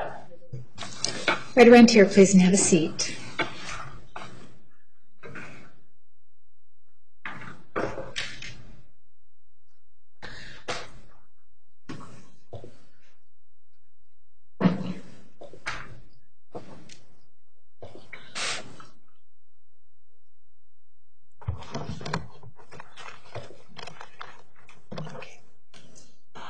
Good afternoon, Ms. Colwell. Hello. Hi. Would you mind moving forward so that it shuts the microphone, and if you'd move it towards you so that we can hear you? Okay, so would you give us your full name for the court recorder? It's Dawn Michelle Colwell. And did you go by that name at the temple? No. What was your temple name? Willow. Why did you choose that? Or how did you choose that? Praying on it, a lot of praying on it, and it just something I resonated with. The strength and flexibility is kind of what the willow tree stands for to me, and so that's something I wanted to work on within myself, so it seemed appropriate. So the willow is strength and flexibility. And where were you born, Miss Colwell? Flint, Michigan. Okay. And did you grow up there? Yes. How many years were you there? 40. 40 years. What was your occupation there? I worked for General Motors. You actually worked for one of the big car companies? Okay. Is that yes? Yes. Okay. And so you grew up, and for X number of years, the auto industry was a major influence in your life. Yes. And a lot of your family and friends also worked at the automobile manufacturing. Yes. And then was the change in that industry part of how you left, or did you just decide to get a career change, or? The change in the industry and health, and so. So were there layoffs where you were working, or did you actually quit? I quit. You quit. And you said it wasn't good for your health. No. And so then how did you end up from Flint, Michigan, how did you end up then in Arizona? My brother had just had a child, and so I came to be the nanny for their child and bring my mom out here so I could take care of her out here too. So your mother was living here. She retired to here, or? We moved together. Oh, you moved together. Okay, do you remember what year that was that you came to Arizona? 2008. 2008. 2008, okay. And so you came in 2008, and did you begin to look for a different type of work at that time, or? No, I was the nanny. You were full-time. Full-time. You had an occupation. Yeah. Okay. And so can you tell me, please, if you would, what about, were you raised with any religious or spiritual beliefs? I was raised Catholic. Okay. And then do you still go to Catholic church, or is that sometimes? Or No. did you continue with a different form of spirituality, or did you kind of stop altogether? No, I searched and like most people. Okay. And what was the next sort of exciting spiritual thing that happened for you? This is prior to Temple. You actually found another type of spirituality that was very...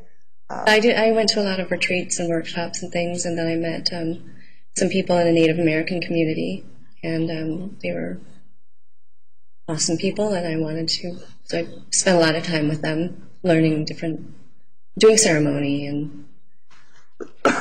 Thank you. And was that in Michigan, or was that after you got to Arizona? That was in Michigan. Okay. Excuse me. Tickle. So you became part of some Native American groups.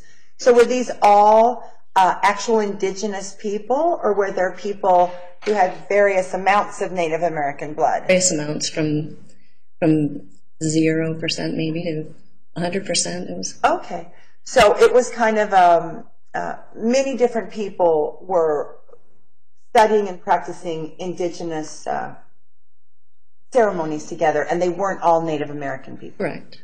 And so these people actually had decided to open up these Native American ceremonies to people of all races.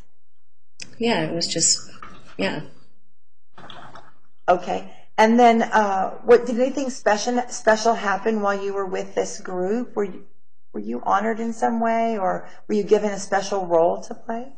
I was taught how to pour sweat lodges for women in the Ojibwe way. And what is a sweat lodge before we move on? It's a cleansing ceremony. It's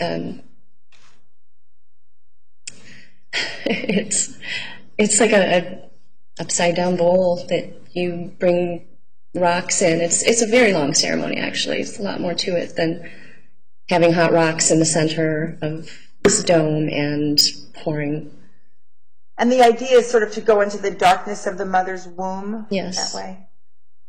And so you learn to do the sweat lodge, which is a major ceremony for many Native American groups. Mm-hmm. That's a lot of different nations actually do that ceremony, sweating. Mm-hmm. Is that true?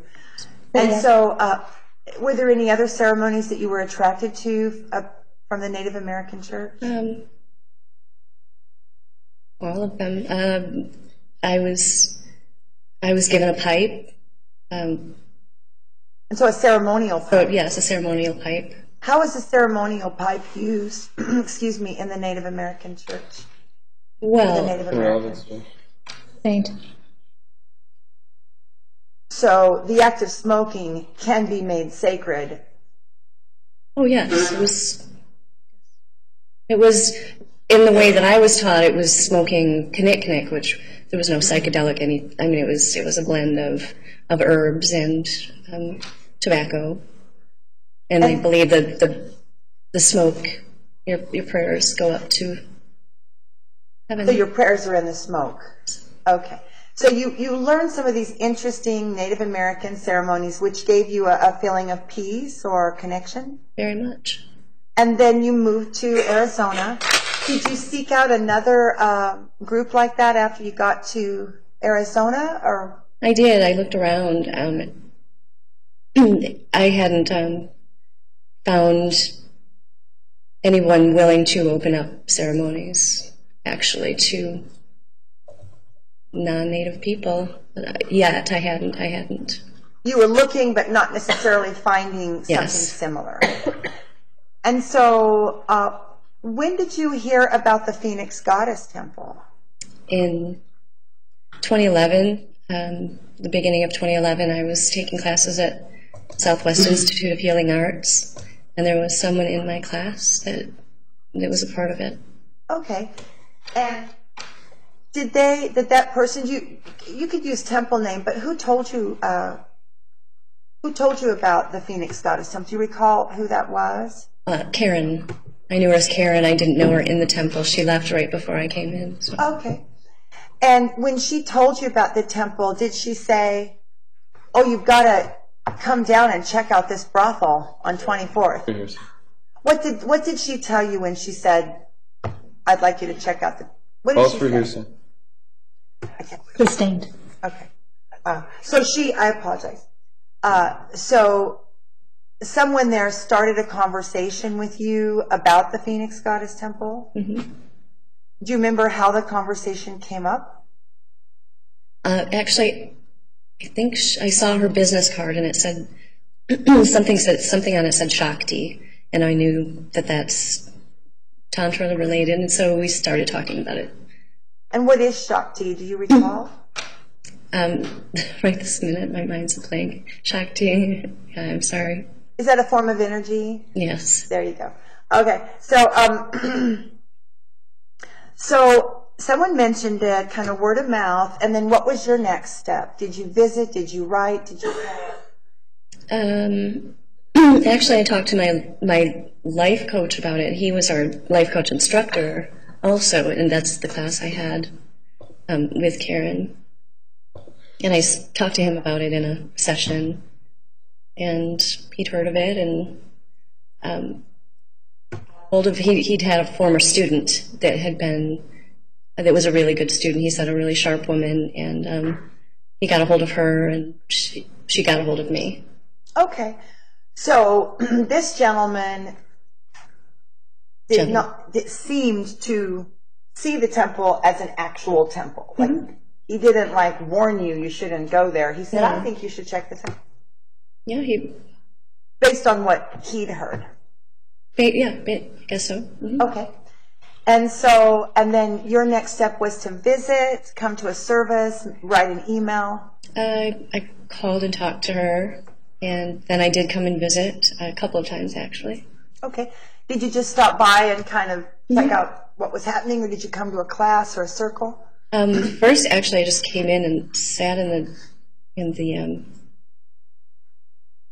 the big room and just watched the coming and just acclimated and felt it out. Basically, felt it out. So you're an observer. You're a kind of your personality is more quiet and observing. You watch a lot of things. And I feel a lot of things. Yeah. Okay. And so, did you then inquire about how to be a healer at the temple, or were you even thinking that you might want to do that, or where did that idea come from? It just felt really good there. It felt, and the people I was meeting were healers, and so. Now, did anybody reveal at any point that as tantric healers we were working with the human energy system, including orgasm? Yes. So the people that you talked to presented this information. It's whole body healing. It involves the whole energy system. And when you heard that, did you immediately think, oh, well, are they having sex? Or did you think, oh, this is an energy healing? I thought it was an energy healing. Okay. And so then what was your next step in terms of coming closer to Temple? Did you make an appointment with Janet or with me? Or I made another appointment with Janet, and we talked for a long time, and felt comfortable. Felt comfortable. And so did you become a practitioner first and then decide to reside at the temple? Was that, or did you decide to reside and then decide to be a practitioner? Oh, I decided to reside first. No, I'm sorry. I was a practitioner first. Okay. And so for a short time then you were driving from your home, which is somewhat out of town, mm-hmm. and coming in to the temple to practice, and then driving home. Yes. And was there anybody expressing to you that we wanted people to live in and be sort of like temple, help with the temple keepers? Was it presented to you that we were looking for residents? Yes, I think so. Mm-hmm. Basically, there was a few empty rooms. Right. Mm-hmm. And so how did that come about? Did you say, I'd be interested in living here? Or yes. Okay. And so as part of living in the temple, do you recall what sort of agreement or arrangement was made that you were going to be living there? You insisted that I wasn't going to pay at all. I'm sorry? You wouldn't let me pay. You mean money? Money.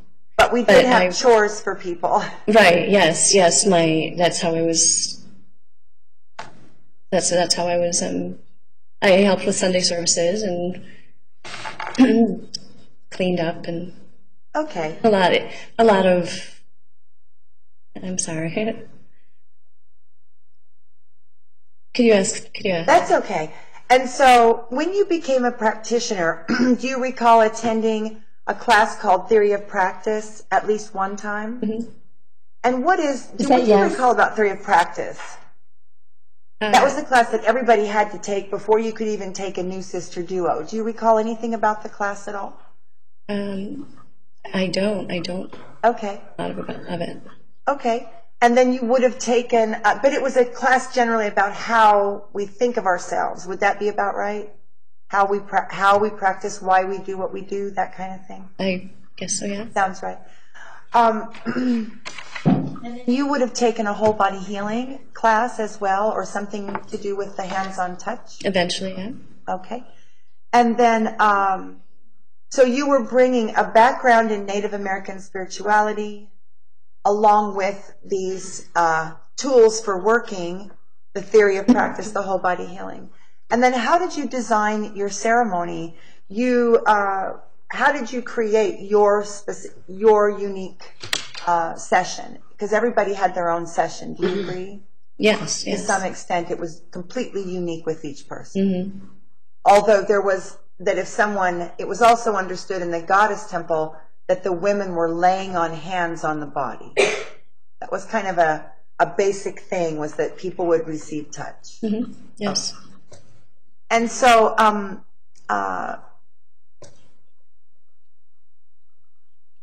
you were attending classes, and you were attending some of the circles, the sister circles? Yes. Okay.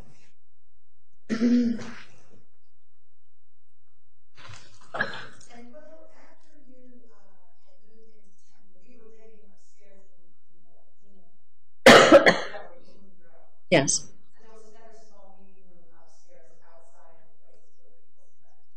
Yes. Mm-hmm. And do you recall in May of 2011, you might have received an email talking about that some people in the Section leading. Did you receive any emails regarding the formation of the Mother Medicine? Yes. And do you recall what was the topic of that email about Mother Medicine? It was about joining with the Native American Church. Okay. And I'd like to, I think this is already in evidence. 2-4? It is not in evidence. Is it in? Look on the back, Tracy. Look on the back. Means it's not in. If it's say in the middle, it's in evidence. Oh, I see. There's my signature.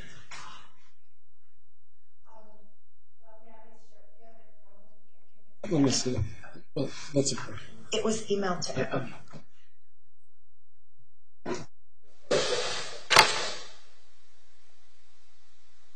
Okay. Show it to the state first. Yes.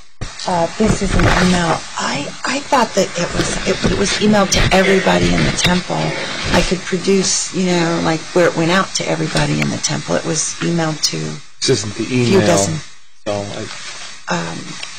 I don't. What's the relevance of this? Well, it's what she received. I was just going to show it to her and ask her what was her what she remembered. I mean, she doesn't remember the email, but this is what she received. And state, I don't know I'm not sure what the relevance of this. Judge. Well, we've made repeated objections about how Ms. Elise has utilized information involving the Aquila Native American Church to mislead the jury about constitutional protections.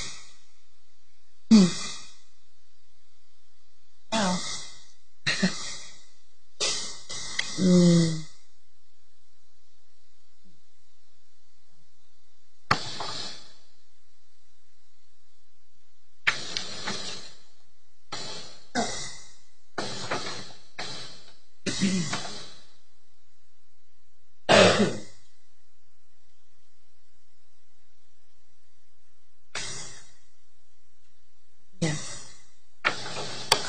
Your Honor, this one has been admitted into evidence, and it is the Aquila Church paperwork. And what this document is, it was sent out to our mailing list to invite people if they wanted to help form the church. So it was like an initial invitation. Who wrote this? I wrote this with Tamara Brusso, and it was sent out. And these are the people who joined. Like, this is the church paperwork. These are the people who joined in Phoenix from this invitation that went out. I don't need to enter this in as evidence because I can see it's not imprinted with the email. Okay, so you can ask her questions in general about... Can I show it to her and just ask her this question? One of the original... Yes. That's what, she's kind of my best... There's a lot of people have left out of here, so she's okay. Going to speak to this. You can show it to her to refresh your recollection. Thank you, Your Honor. Okay.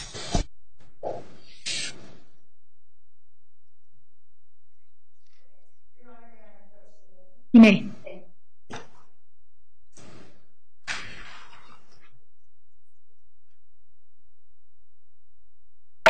Okay.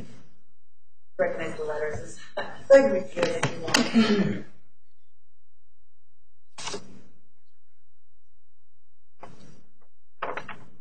Yes, this is it. Thank you.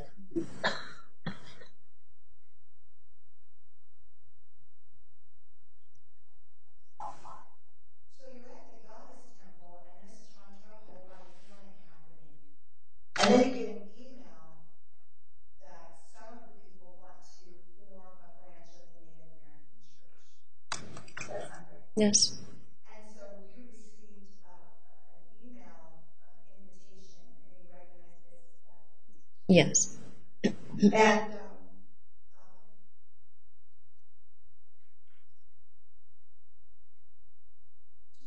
Paul, one of the primary reasons that the Temple family was creating this branch of the Native American Church, was there a specific purpose that you recall?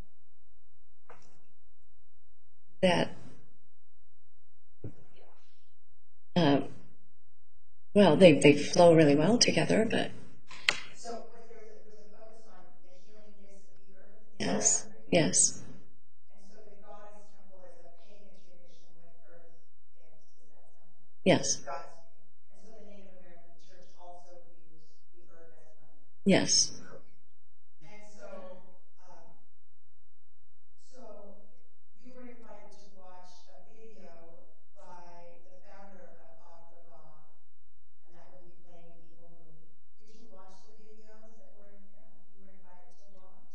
After the fact, I did, yes.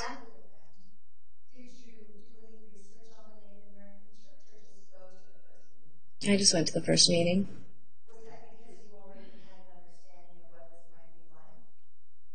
I was curious, but I mean, I was wondering if it was. There's a lot of similarity in goddess traditions and in Native American traditions, from what I've seen. And so, was it your understanding? Your understanding published this second? No, it isn't. It is not admitted.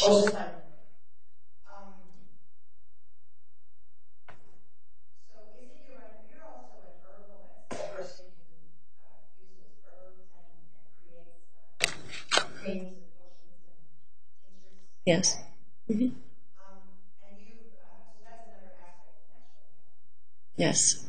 And the Native American Church had a focus on working with plants, stones, gifts of the earth. Yes. So actually you had your background in Michigan, plus you had this very focus in using plants and stones to heal. Yes. And so you took, there was an invitation to take part of a ceremony with James Mooney. Yes. And then Mr. Mooney visited the temple in July of 2011, and he did a ceremony in the main sanctuary of the temple. Yes. Did you attend that? Yes. Okay. And then he also did a blessing where he walked around the property. Do you recall that? I wasn't there for that. Okay. So he did a ceremony inside, and were you aware? I'm sorry.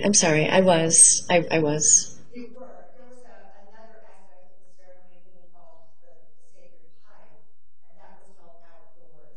Yes. So some of it was in and some of it was out. I remember. Yes. And so,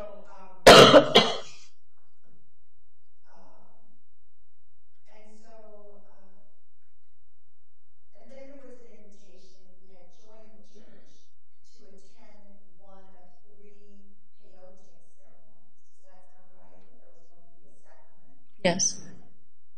And so, did you participate in that peyote journey, the first one that was offered to the new church members? Yes. Can you explain for people who've never done something like that? These ceremonies are not secret, are they? They're not secret? No. So you're not revealing anything Oh. if you were to describe a peyote ceremony? Oh. I hope not. Not with my understanding. It was your understanding all wants to share these ceremonies with people of all races. Yes. So you attended the ceremony, and this happened at Sedona Temple, is that right? Yes. So you traveled from Phoenix up there. And there were a number of people who had joined and then traveled to do that first ceremony. Yes. And can you describe for the jury first of all, what is peyote? It's a part of a cactus, actually, that's that has healing properties. Okay. And the Native Americans, they consider this to be their grandfather. They call it grandfather peyote. Is that your experience? Yes. So they see this plant as a direct pathway to know God. Is that correct? Yes. And there's tea brewed, and you can dry it and smoke it. There's enough you can eat it. Is that correct? I didn't know you could smoke yet, but So we invite the tea then. yes.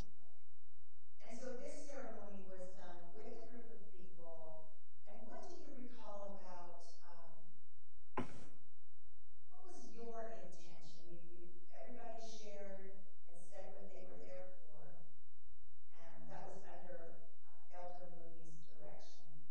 What was your experience and your intention and what happened in that overnight ceremony? I don't remember what my intention was, but it was a huge group and a really big room, and we all sat around in a circle and he talked to every single person, and it was just, it was a beautiful thing. I don't.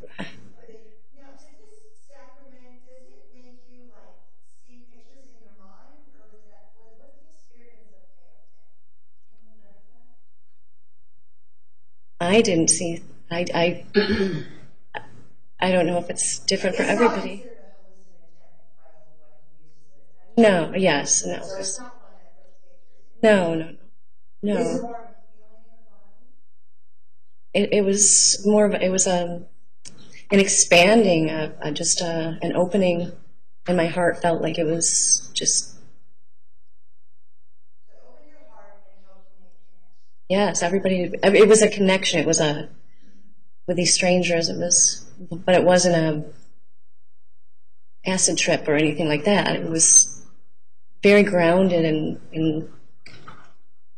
So you didn't feel like you were using this substance to bury your problem? No, not at all. So it was kind of running towards a new experience. Mm-hmm. Yes. And then after that, there was another ceremony held with Ms. Rooney down at the Phoenix Goddess Temple a month later.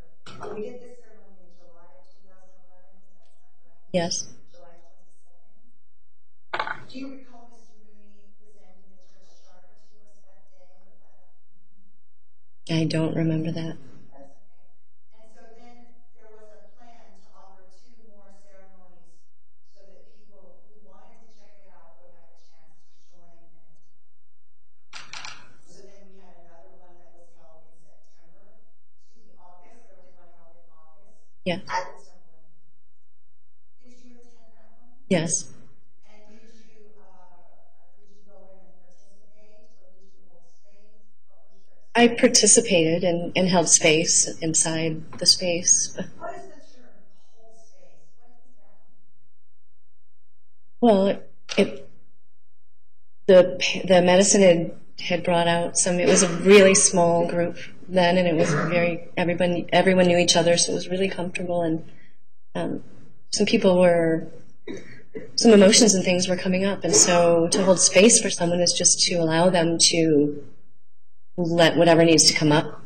If they need to cry, they cry, and there's no judgment. There's just. So a key part of holding sacred space is to not judge. That would probably be the.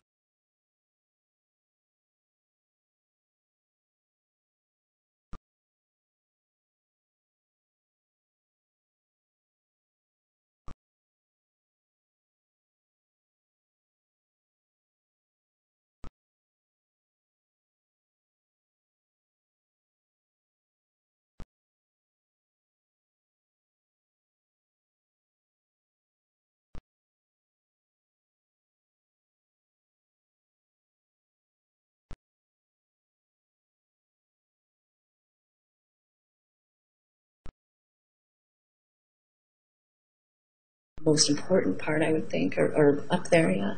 It's foundational to not judge if you're trying to help. Yes, you can't hold space and be judging someone. I don't think they go together. And if you're judging, then that's not sacred. No. Judgment comes from the ego, doesn't it? It comes from the third chakra. From what I understand. Okay. So now you join the church, and you're already a practitioner at the temple. And there was discussion that the women of the Phoenix Goddess Temple, the guests that were coming from all over, that there needed to be a focused healing retreat away from the hustle and bustle of Phoenix. Do you recall that discussion? Yes. And what was being discussed about using the spaces that we had signed leases for to have temple space in Sedona? What was your understanding of how the spaces in Sedona were? Section cost figures. Overall, give me an answer. How I thought the space was going to be used? Isn't it true that you were actually packing to go to Sedona? You were about to move to Sedona. I was packing literally packing to move when they came in.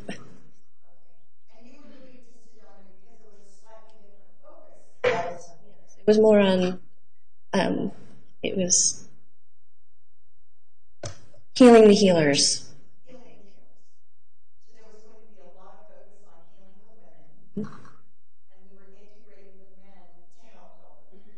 Yes. You and Tamara and Sylvia were going to focus on and lead the Healing for Healers in Sedona. Does that sound right? Yes. So you were just about to shift out of Phoenix to go work on the Sedona Goddess Temple. Yes. And what happened that day? So you're there, you're packing, you think that you're in a church. Tell me what happened. You're packing up boxes. What was the first thing you saw or heard that you knew something was amiss? My bedroom door started to open. I was on the phone and I shut it, and then it opened again, and there were 4 or 6 fully black-clad men with rifles pointed at me, or machine guns is what I thought at the time, I guess. I don't, They were big, long rifles. they were really big. Yeah. What was the first thought that ran through your mind? Terrorists. I thought at first they were terrorists for a split second, and then I thought they were looking for terrorists. So your first thought was not they came from me. Your first thought is something that's happening in the country or in the city.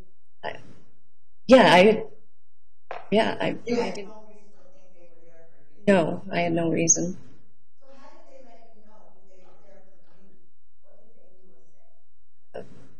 Yelled at me to get on the ground, and Okay. And then were you handcuffed? yes, zip tie with a zip tie thing. So you were laying prone on the ground like that? Yes, Face down? face down. You on the carpet or on Yeah, it was on the carpet. Because there's a lot of chaos, and your world has just shattered. Is that fair to say? Yeah. Did you? What were you thinking?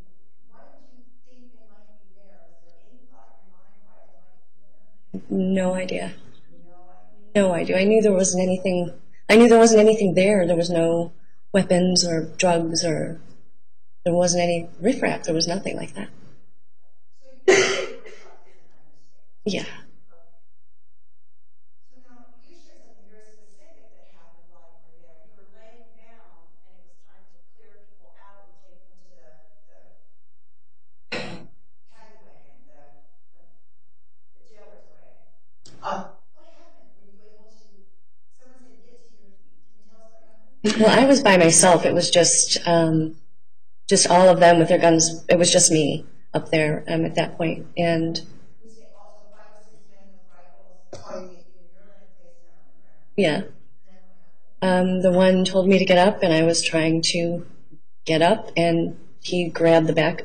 I had my hair in a bun, and he grabbed my bun from the ground and lifted me all the way up. He pulled you up by your hair. Yes. From a face down. Yes. How did that feel to be manhandled like that? It was a nightmare. It was an absolute nightmare. You sort of instantly fell into a nightmare. Yeah. Okay.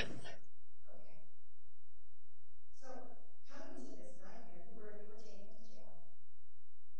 What was your bond? Do you recall? Objection, relevance, Judge. Sustained.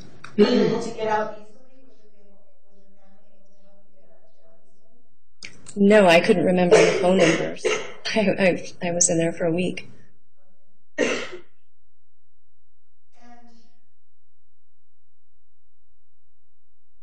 were you arrested and taken into holding or taken into a cell with anyone else from Temple? Yes. And so you and who else were together taken to the jail?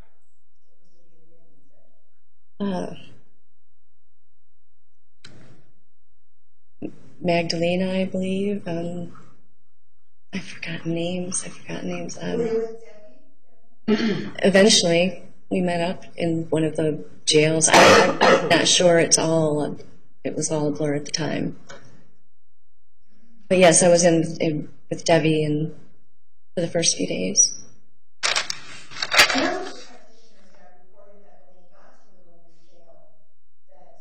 Objection calls for hearsay. Sustained.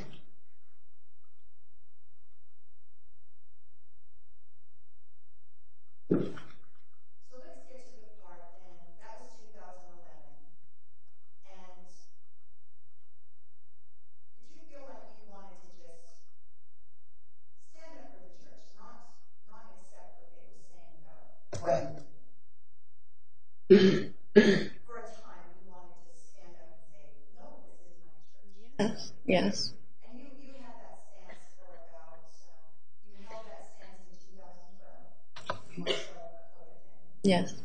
You held that stance in 2013. You were still a co-defendant. And the state brought a whole new set of charges in the case number. Sustained. You had to make another decision because there were some changes. You had to make a decision to keep going when it would have been much easier. Objection relevance. This whole line of question, Judge. Overruled. You may answer the question. So there was, you had to go. Well, I'm sorry. What was the question exactly? All right. You had to re-decide, recommit to going forward versus staying. And that's because there was some new charges, new numbers, new stuff being tried. Yes.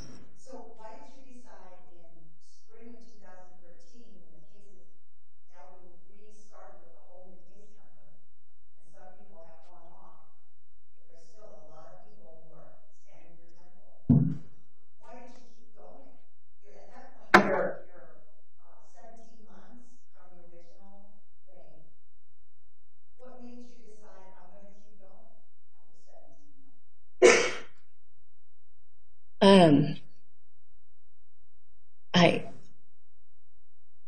I couldn't imagine not and being able to live with myself because I know there were really good things happening there. And so it would have been. So you wanted to use your personal power to stand against the state and say, this is my church. Yes. And so now we're in 2014. We're on our second prosecutor, second case number. It's 2014. 2013. We still had a lot of people that had to take the pleas in 2013. Objection relevance calls for hearsay. Sustained. So 2014 went by, many people taking plea bargains. It's now in the fourth year, the third year, the fourth year. Still no trial. Was your court-appointed attorney, was that person working for you to understand the case and the charges? No. Objection relevance. Sustained. So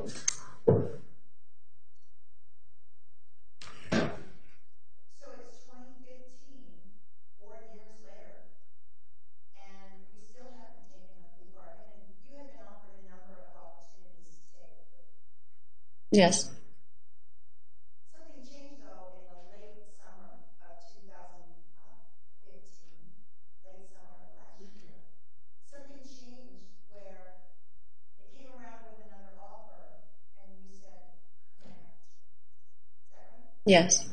So, did the way you felt about guilt and innocence, was that a factor in deciding to take the plea? Or was there another thing? No, that wasn't the factor. So, you still believe you were innocent, Yes. but there were some overwhelming circumstances where you felt when the trial was just Couldn't do it anymore. And you have been a primary caregiver for both your nieces and also your mother. Yes. And she had some health issues in the late summer. Yes. Those are the factor. That was the deciding factor. And so,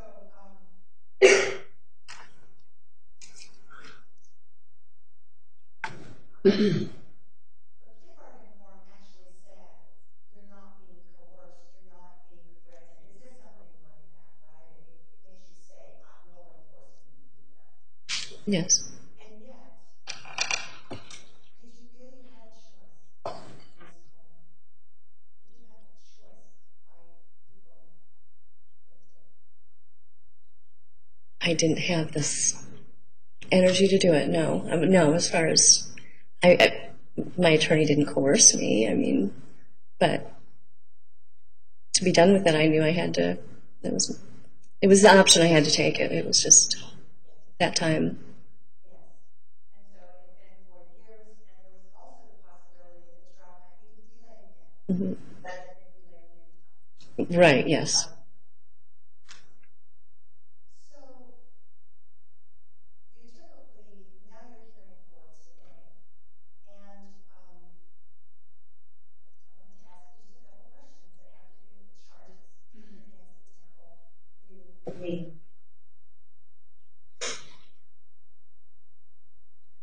Sexual conduct for a fee arrangement. When you were acting as a healer and practitioner at the Phoenix Goddess Temple, did you personally do sexual conduct to get some money? No. Section calls for a legal conclusion. I'm sorry, I didn't hear Calls that. for a legal conclusion. All right, overruled. You may answer. You may answer. No, I didn't. Whether it was a peer, whether it was a donation, you were not going to exchange No. sexual favors because someone said, hey, here's some money. No. No. What was the actual protocol or rules around discussing money in the chambers? Was there a rule about that? It was just once the chamber was closed, there was no need to discuss. There was no need. Did the people who came to the temple and they signed their seeker intake form, in your experience, did most of the seekers, only some of them, all of them, did they obey this instruction to not discuss money with the practitioner? Yes. Yes. Did most or some or all of the seekers, did they follow the instruction to leave the money without discussion at the end?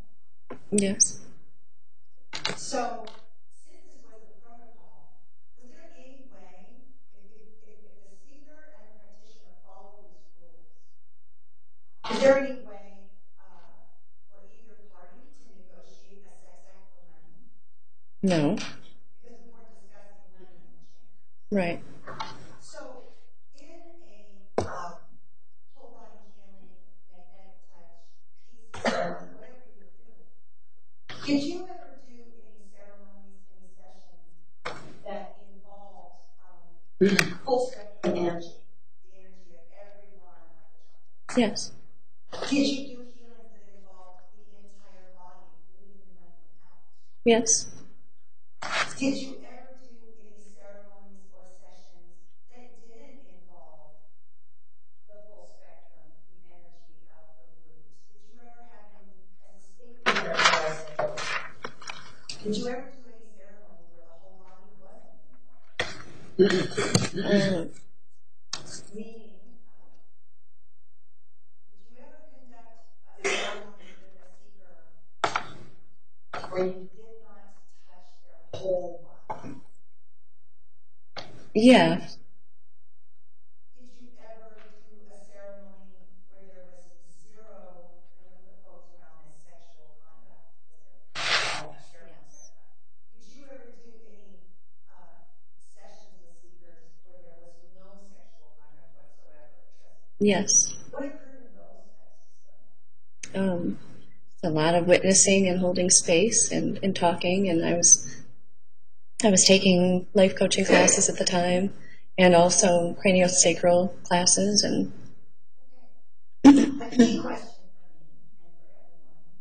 If someone came and they understood there was a requested offering of this much for an hour ceremony,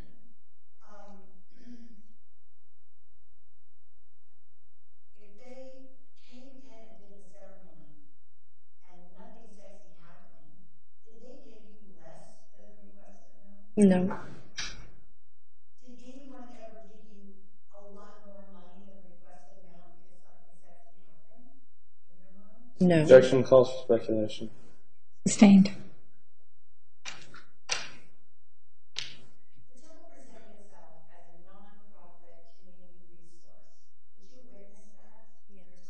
Yes. Was the temple management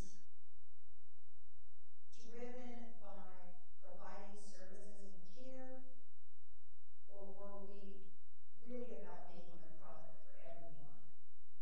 I think ultimately everyone wanted to help people. And we also wanted to make a living doing it. Yes.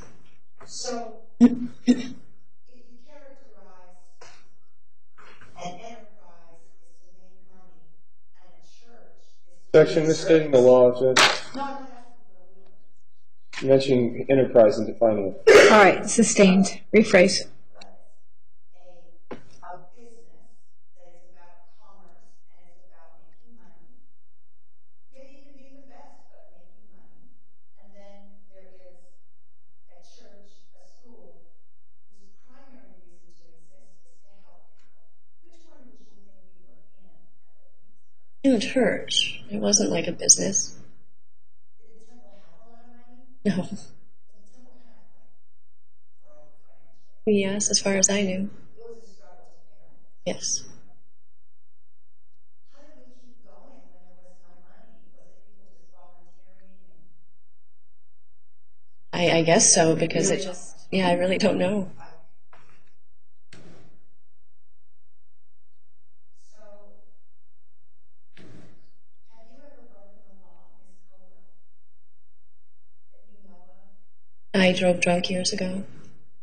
Oh, you had that? Yes. Oh, well, God's blessed. We didn't discuss that and keep it honest. Let me ask a different way. Do you think of yourself as a lawbreaker, or are you a law-abiding? I'm law abiding. And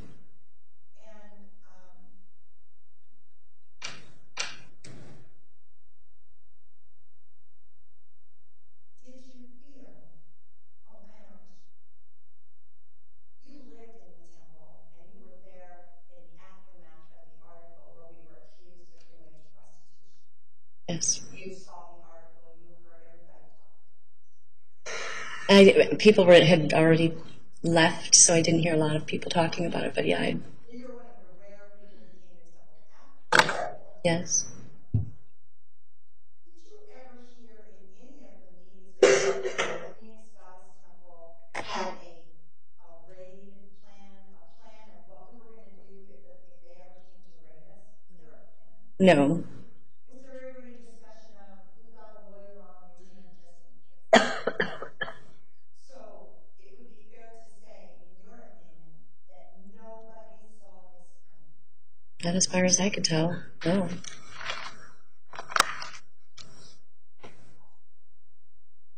you, Ms. Caldwell. I do not have any further questions. Any cross-examination? I do have some, Judge. Okay, we're going to take the evening recess.